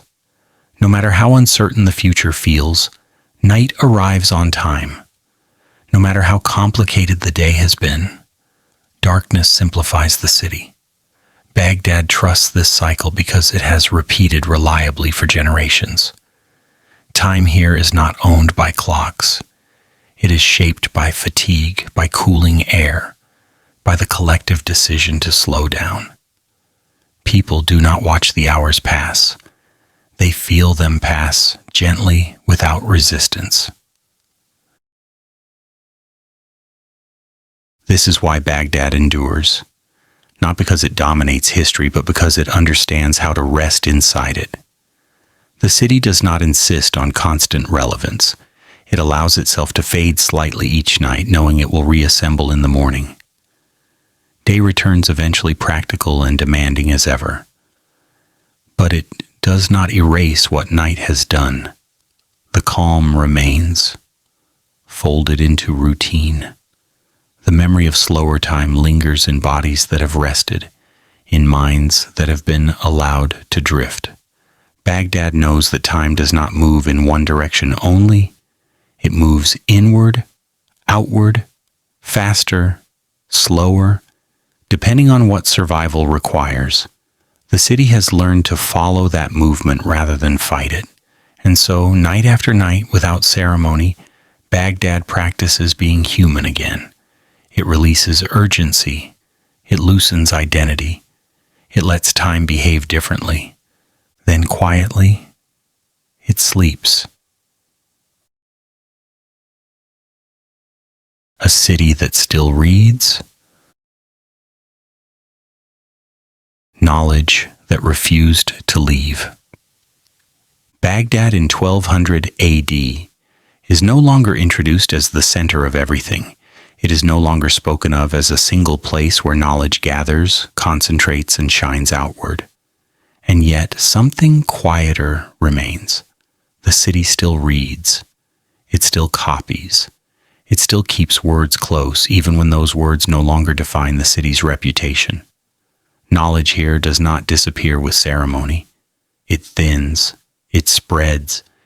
It moves into smaller rooms, private homes, modest workshops, corners where attention is patient rather than ambitious. Baghdad no longer hosts learning as spectacle. It hosts it as habit. People read not because they are shaping the future, but because reading has become part of daily life. Texts are handled carefully, not reverently. They are used, consulted, returned to shelves that are practical rather than impressive. Knowledge has stopped performing and started settling. There is something deeply human about this phase. When ideas no longer need to announce themselves, they can finally be lived with. Baghdad, at this point, is not trying to lead the world intellectually. It is trying to remember how to live with what it already knows. Copying without expectation. Scribes still work in Baghdad, but their role has changed. They are no longer at the center of grand projects or institutional ambition. Their labor has become quieter, more dispersed, more personal. Copying is done to preserve, not to expand. To prevent loss, not to chase innovation. This work is repetitive, careful, uncelebrated. Pages are filled slowly, deliberately, without urgency. Errors matter because clarity matters, not because anyone is watching. A well-copied text disappears into usefulness. A poorly copied one causes confusion later. There is a faint irony here. The most enduring knowledge often survives not because it was celebrated, but because it was copied patiently by people who did not expect recognition. Baghdad understands this now. Books pass hands quietly. Not all are rare, not all are profound. Many are practical, legal notes, technical instructions, compilations of what has already been said. This is not decline, it is maintenance. Knowledge here is not trying to conquer new ground, it is trying to remain legible. And so the city keeps reading, not loudly, not collectively, but persistently, learning without a center. By 1200, Baghdad no longer contains knowledge in a single place. There is no single building, no single institution, no single authority that defines what learning looks like. Instead, knowledge has scattered itself across the city, embedded in neighborhoods, homes, and routines. This dispersal makes learning less visible, but more resilient. If one place closes, another remains. If one teacher disappears, another continues. Knowledge no longer depends on scale, it depends on continuity. People read in fragments between tasks in the evenings. At night, when the city slows, learning adapts itself to fatigue.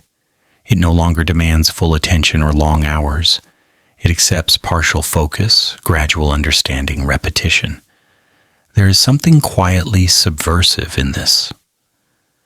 Baghdad has learned that centralized brilliance is fragile. Distributed reading survives neglect. The city no longer asks knowledge to define its identity. It allows knowledge to exist as part of life, not above it. Readers, not historians. Not everyone in Baghdad writes history. Very few ever will. But many still read it. They read without assuming they are part of something grand. They read to orient themselves, to understand how things have been done before, to recognize patterns that repeat. This is not heroic learning. It is practical. Reading becomes another way the city manages uncertainty, another tool for making sense of change without overreacting. There is a gentle humor in this arrangement. History often focuses on those who write. Baghdad at this stage is sustained by those who read. Quietly, patiently, without needing to leave a mark. The city no longer needs to be remembered as a place of knowledge. It needs knowledge to continue existing as a place. And so Baghdad reads, not to impress, not to dominate, but to remain intelligible to itself. Words remain, pages turn. Understanding persists in fragments. The city does not announce this survival. It does not need to. Baghdad has learned that knowledge does not vanish when it stops being celebrated. It vanishes only when people stop returning to it. And here, in 1200 AD, they have not stopped. Baghdad's relationship with reading in 1200 is no longer ambitious. It is intimate. Words are no longer gathered to prove anything to the outside world. They are kept because letting them disappear would feel careless. Reading has become a form of stewardship rather than advancement. Books are no longer displayed as symbols of status. They are stored where they are useful, where hands can reach them easily, where they can be returned to without ceremony. Some are worn thin, margins crowded with quiet corrections, clarifications, notes added by people who never expected their handwriting to be important. These editions are not meant to speak to the future. They are meant to help the next reader not get lost. Baghdad understands this kind of intelligence. Knowledge here has learned to live without applause. Reading often happens in fragments, a few pages before sleep, a paragraph while waiting for the heat to ease, a line revisited because it explains something practical that memory alone no longer holds clearly. Learning adapts itself to fatigue. It does not insist on full attention. It accepts partial focus and returns patiently when the mind is ready. This is not the reading of golden ages. It is the reading of continuation. Scribes and readers no longer imagine themselves as shaping civilization. That idea has become too heavy to carry. Instead, they imagine themselves as preventing unnecessary forgetting. They hold words in place the way walls hold shade, quietly, reliably, without drama. There is something gently ironic about how resilient this makes knowledge. When ideas stop competing for attention, they stop exhausting themselves. When learning no longer rushes forward, it becomes harder to erase. Baghdad's scattered literacy, its dispersed texts, its many small acts of reading create a kind of intellectual redundancy. If one copy is lost, another survives. If one reader disappears, another remembers just enough to continue. This is not decline, it is adaptation. The city has learned that centralized brilliance attracts danger. Distributed understanding survives neglect. Knowledge that lives in many hands is harder to silence than knowledge that lives in one institution. Baghdad no longer asks learning to define its greatness. It asks learning to remain useful, to explain contracts, to clarify procedures, to preserve language, to offer reference rather than revelation.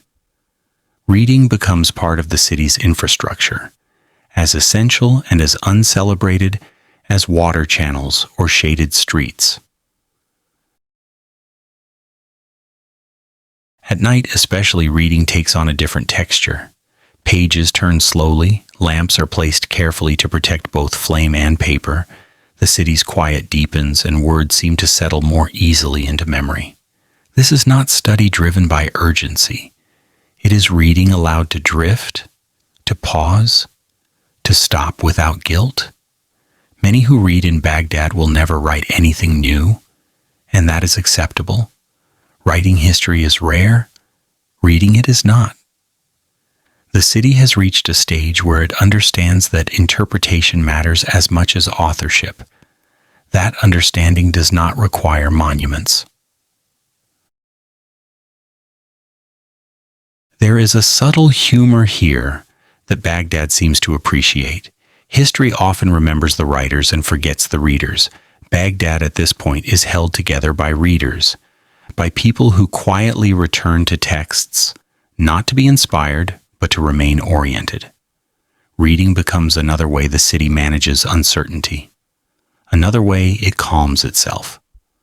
Words provide continuity when authority shifts, when rumors circulate, when the future feels unclear. A written line does not panic. It waits. And so Baghdad continues to read.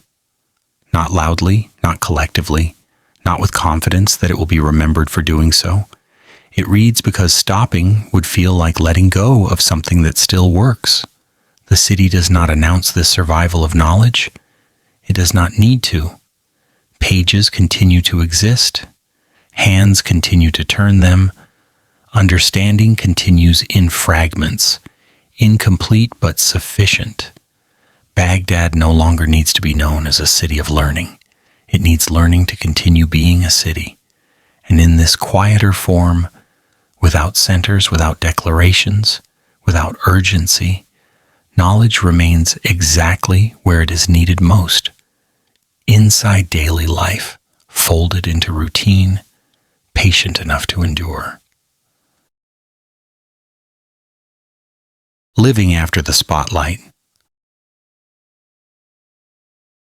Baghdad in 1200 no longer expects to be watched.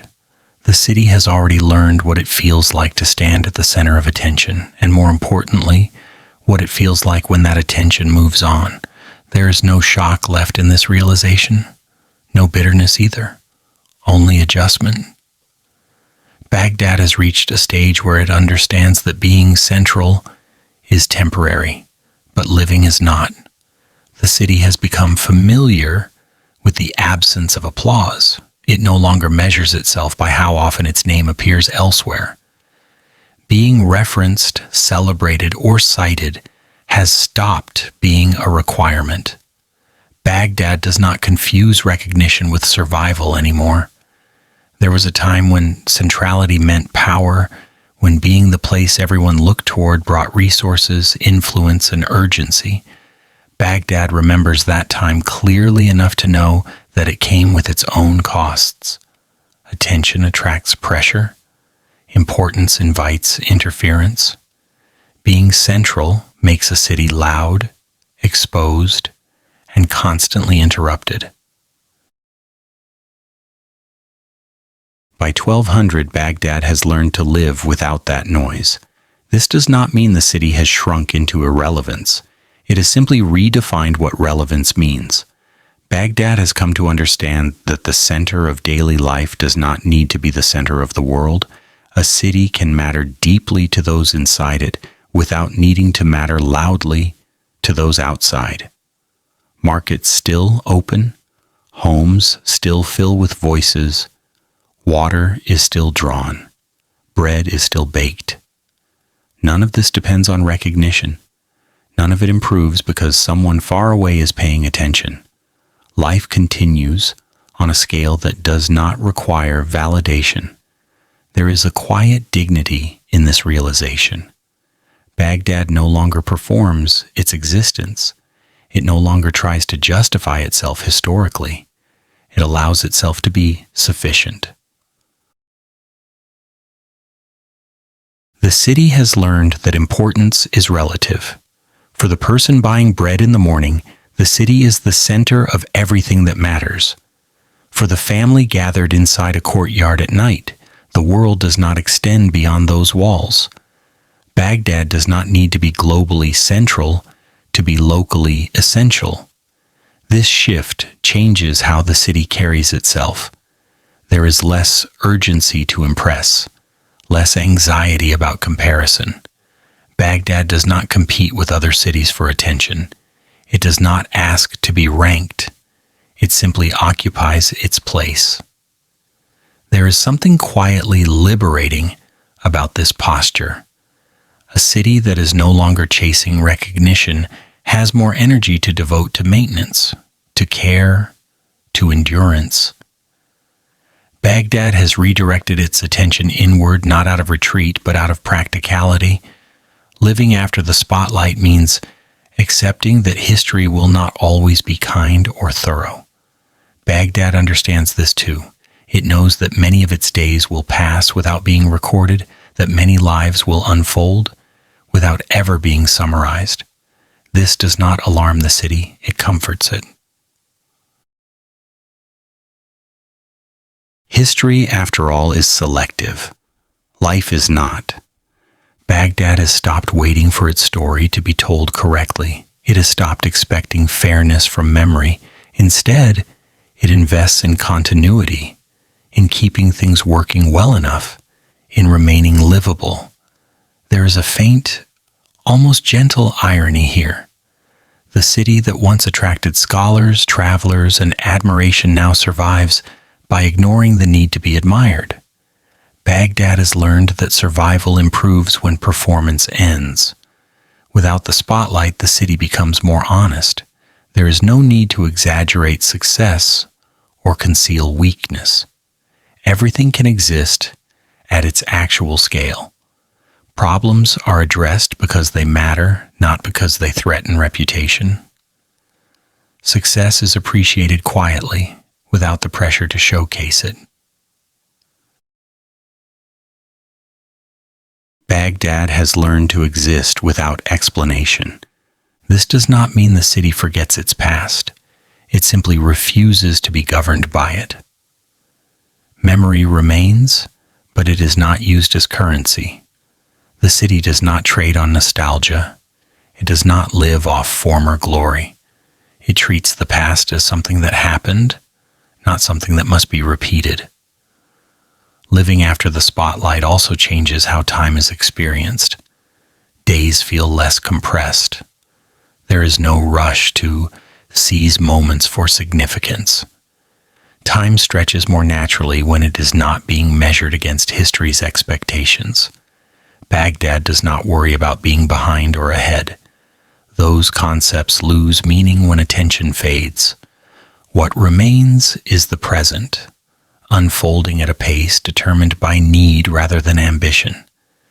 This is perhaps the city's most mature phase, a phase where it understands that centrality is not the same as vitality, that survival does not require recognition, that meaning does not depend on being seen.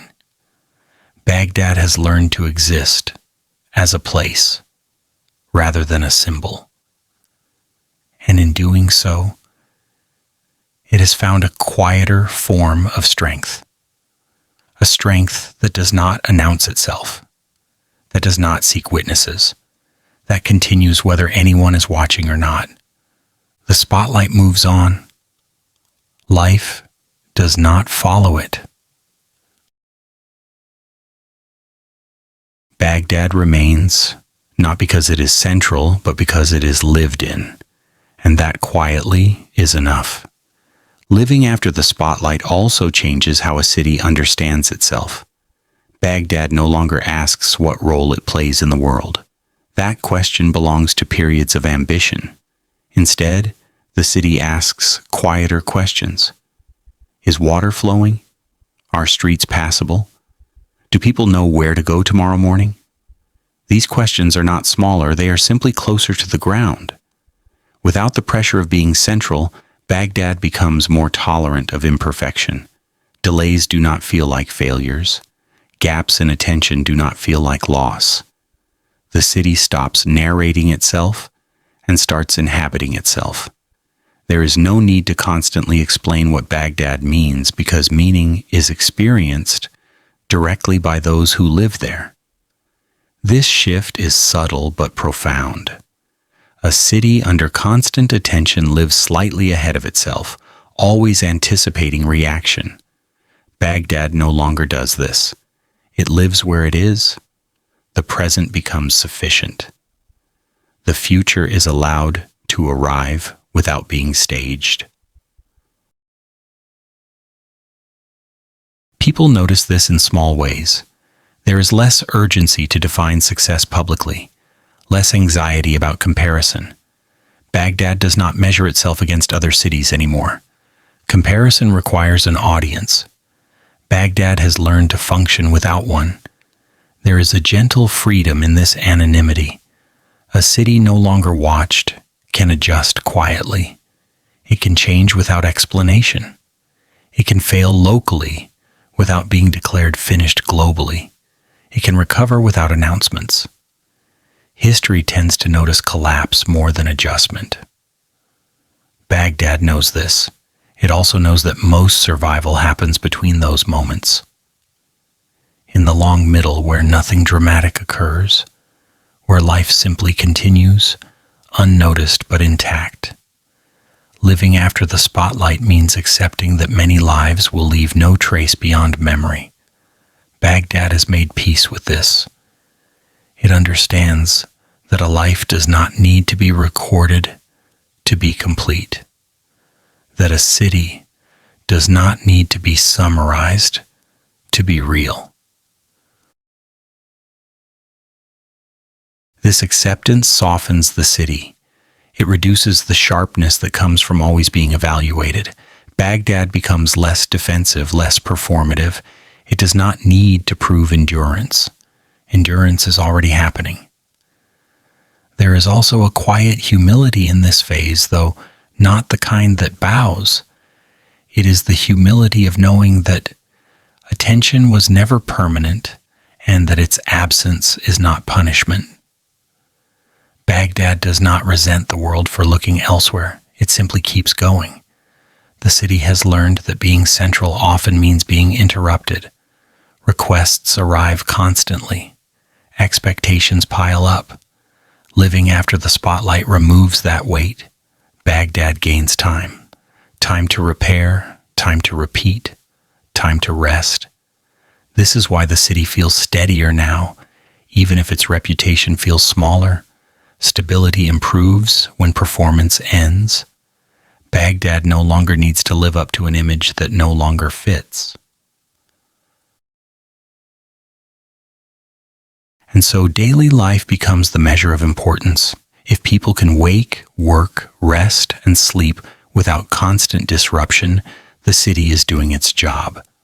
That job does not require recognition. Baghdad has learned to be local without being small, to matter deeply without mattering loudly, to exist without being summarized. There is a faint irony here that the city seems to appreciate. History often treats centrality as destiny. Baghdad treats it as a phase, useful once, exhausting later, no longer required. Living after the spotlight does not mean disappearing. It means becoming harder to reduce to a single story. Baghdad resists simplification now. It exists in layers, routines, and quiet continuities that do not translate easily into headlines. The city has learned that survival improves when fewer people are watching, that life deepens when it is not constantly framed as example or exception. So Baghdad continues. Not celebrated, not ignored either, simply present. The world's attention moves on as it always does. Cities rise, shine, fade, and are replaced in the collective imagination. Baghdad does not chase that cycle anymore. It lets it pass overhead. What remains is a city living at human scale, centered not on the world but on itself. A city that no longer needs the spotlight to know it exists. And in that quiet confidence, Baghdad finds something more durable than fame. It finds continuity. What Baghdad teaches without trying. Baghdad does not set out to teach anything. It never announces a lesson. It never pauses to explain itself. The city simply continues, and in doing so, reveals something that history often struggles to accept, that survival does not need to be impressive to be meaningful. By 1200, Baghdad is no longer the city people point to when they want to describe greatness. It is not used as shorthand for brilliance, power, or innovation. And yet it remains. Streets still fill and empty. Homes still close themselves inward at night. Water is still drawn. Bread is still baked. The city does not ask whether these acts are enough. They happen anyway. Baghdad does not collapse in the way history prefers. It does not provide a clear moment of failure, a dramatic ending, a clean lesson. It refuses to perform decline. Instead, it stretches itself across time quietly, adapting without explanation. This makes it difficult to summarize, which is perhaps why it is so often misunderstood. History likes sharp edges, clear rises, sudden falls. Baghdad offers none of that. It offers continuity, and continuity is harder to narrate than catastrophe. The city does not argue with its past. It does not try to recover it or reenact it. It simply stops relying on it. Glory becomes something that happened once, not something that must keep happening. Baghdad learns to live without applause, and in doing so, it becomes lighter. There is a very gentle irony here. The moments history finds most interesting are often the moments cities find least useful. Crisis, spectacle, collapse. These are interruptions. Baghdad prefers what comes after interruption when life resumes without commentary. The city teaches this without trying. By continuing to exist, it shows that a place does not need to remain exceptional to remain alive. It only needs to remain workable. People in Baghdad do not wake up thinking they are preserving a lesson. They wake up thinking about the day ahead. The city's endurance is not philosophical. It is practical. Survival is achieved through routine, not reflection. This is uncomfortable for narratives that want meaning to arrive loudly. Baghdad allows meaning to accumulate slowly, almost invisibly, through repetition, through the refusal to stop, through the quiet decision to keep going even when there is no audience. Baghdad does not teach resilience by preaching it. It demonstrates it by practicing it, day after day, night after night, without insisting anyone notice. There is also something subtly defiant in this posture. The city does not accept the idea that losing prominence equals losing purpose. It rejects the assumption that relevance must be global to be real. Baghdad continues to matter intensely to those who live inside it, and that proves sufficient. History prefers cities that end cleanly. Baghdad does not. It lingers, it adapts. It refuses to simplify itself into a cautionary tale. This frustrates historians, but it comforts life. The city shows that not every story needs a climax. Not every era needs a defining moment. Some stretches of time are about endurance rather than transformation, about staying rather than becoming. Baghdad's quiet persistence exposes a bias in how we think about the past. We are drawn to collapse because it feels conclusive. Cities are drawn to survival because it feels necessary. The two perspectives rarely align, so Baghdad teaches something without trying, that the absence of drama is not the absence of significance, that a city can lose attention and gain stability, that living on is sometimes the most radical response to change. There is no final statement here, no conclusion carved in stone. Baghdad does not wrap itself up neatly for interpretation. It simply remains available to the next day. History may continue to look for endings. Cities like Baghdad prefer mornings. And so the city continues, not as a lesson, not as a symbol, but as a place where life still fits. Quietly, patiently, without asking to be remembered. What Baghdad teaches, if it teaches anything at all, is never delivered as instruction.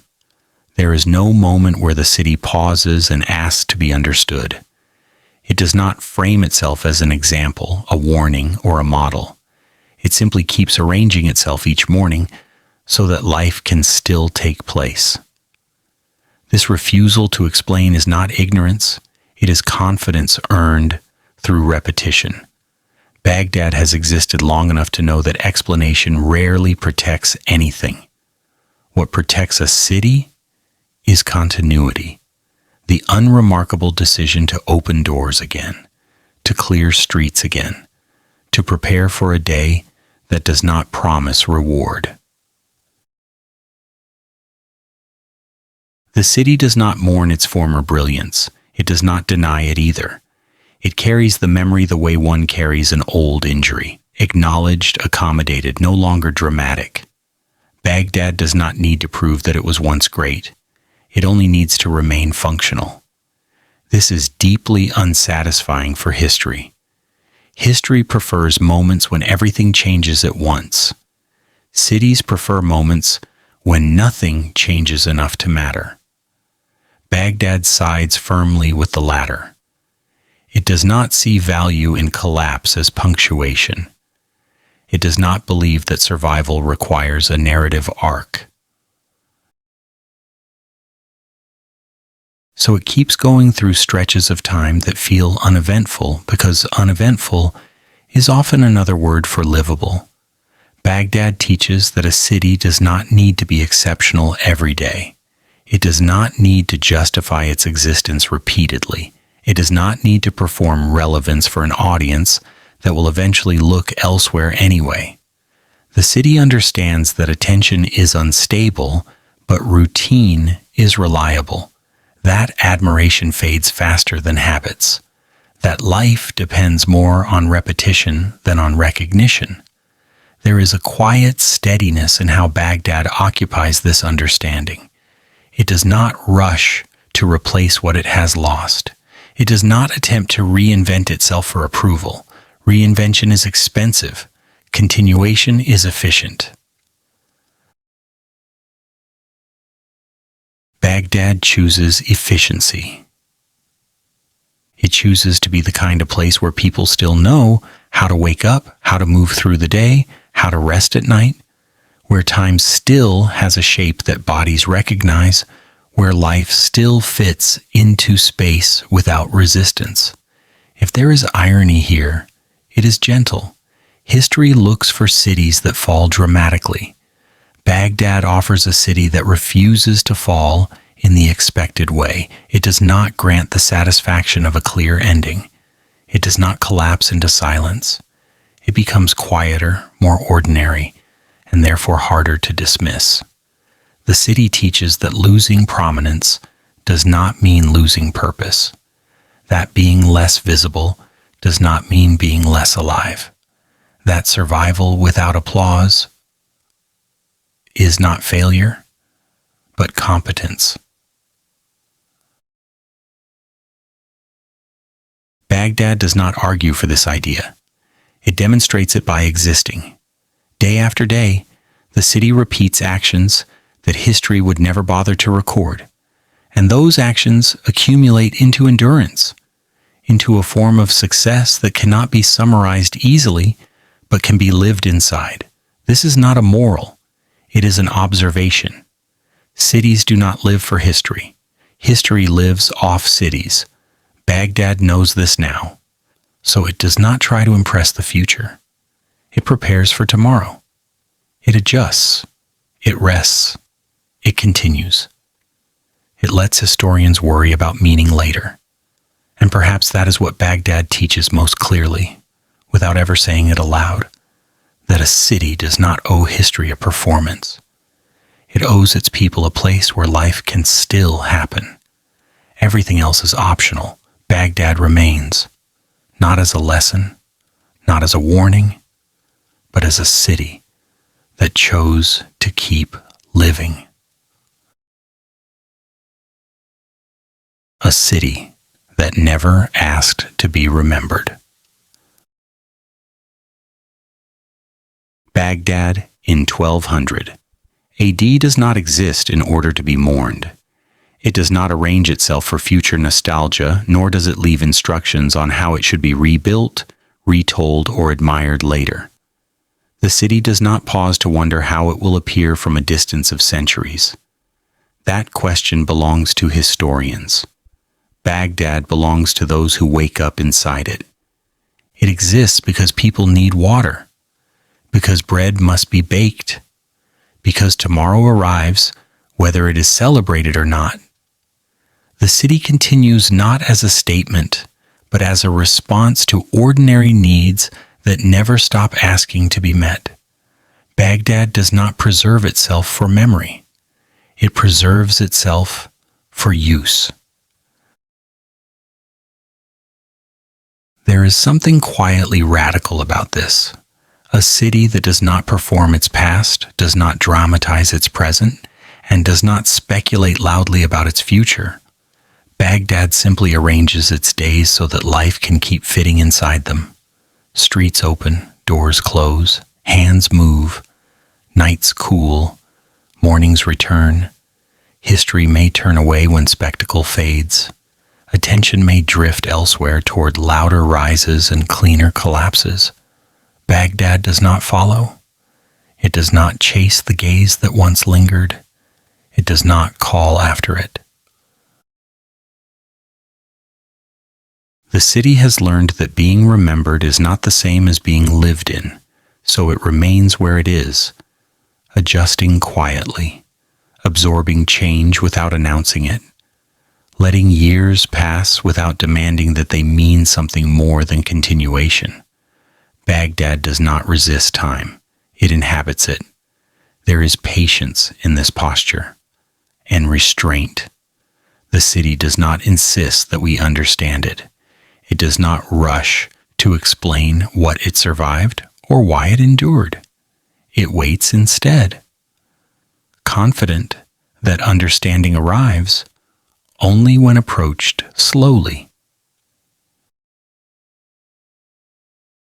Perhaps that is why Baghdad is still here, not because it was unforgettable, but because it never required remembrance in order to exist. It trusted routine more than reputation, continuity more than applause, life more than legacy. And so it stays quiet, persistent, unhurried, waiting not to be rediscovered, but to be noticed properly, waiting for us to listen without expectation, waiting until we are finally slow enough to hear what it never tried to teach, only lived. Baghdad does not close its story, it simply lowers its voice. Lamps dim, streets empty just enough. Water keeps moving. Bread is prepared for another morning that does not need a headline. The city does not wait for approval, nor does it demand understanding.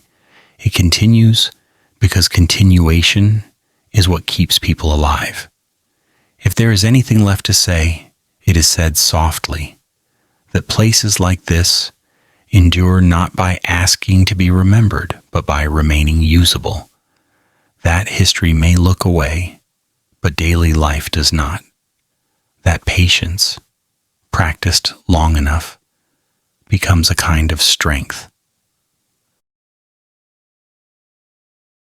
And so we leave Baghdad where it has always been inhabited, ordinary, resilient, doing what cities do best when they stop performing, making room for tomorrow.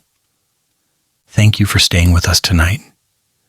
If this quiet journey helped your breathing slow and your thoughts settle, you are always welcome to return. There is no rush. Rest well. Good night, and until next time, we'll be here, listening quietly,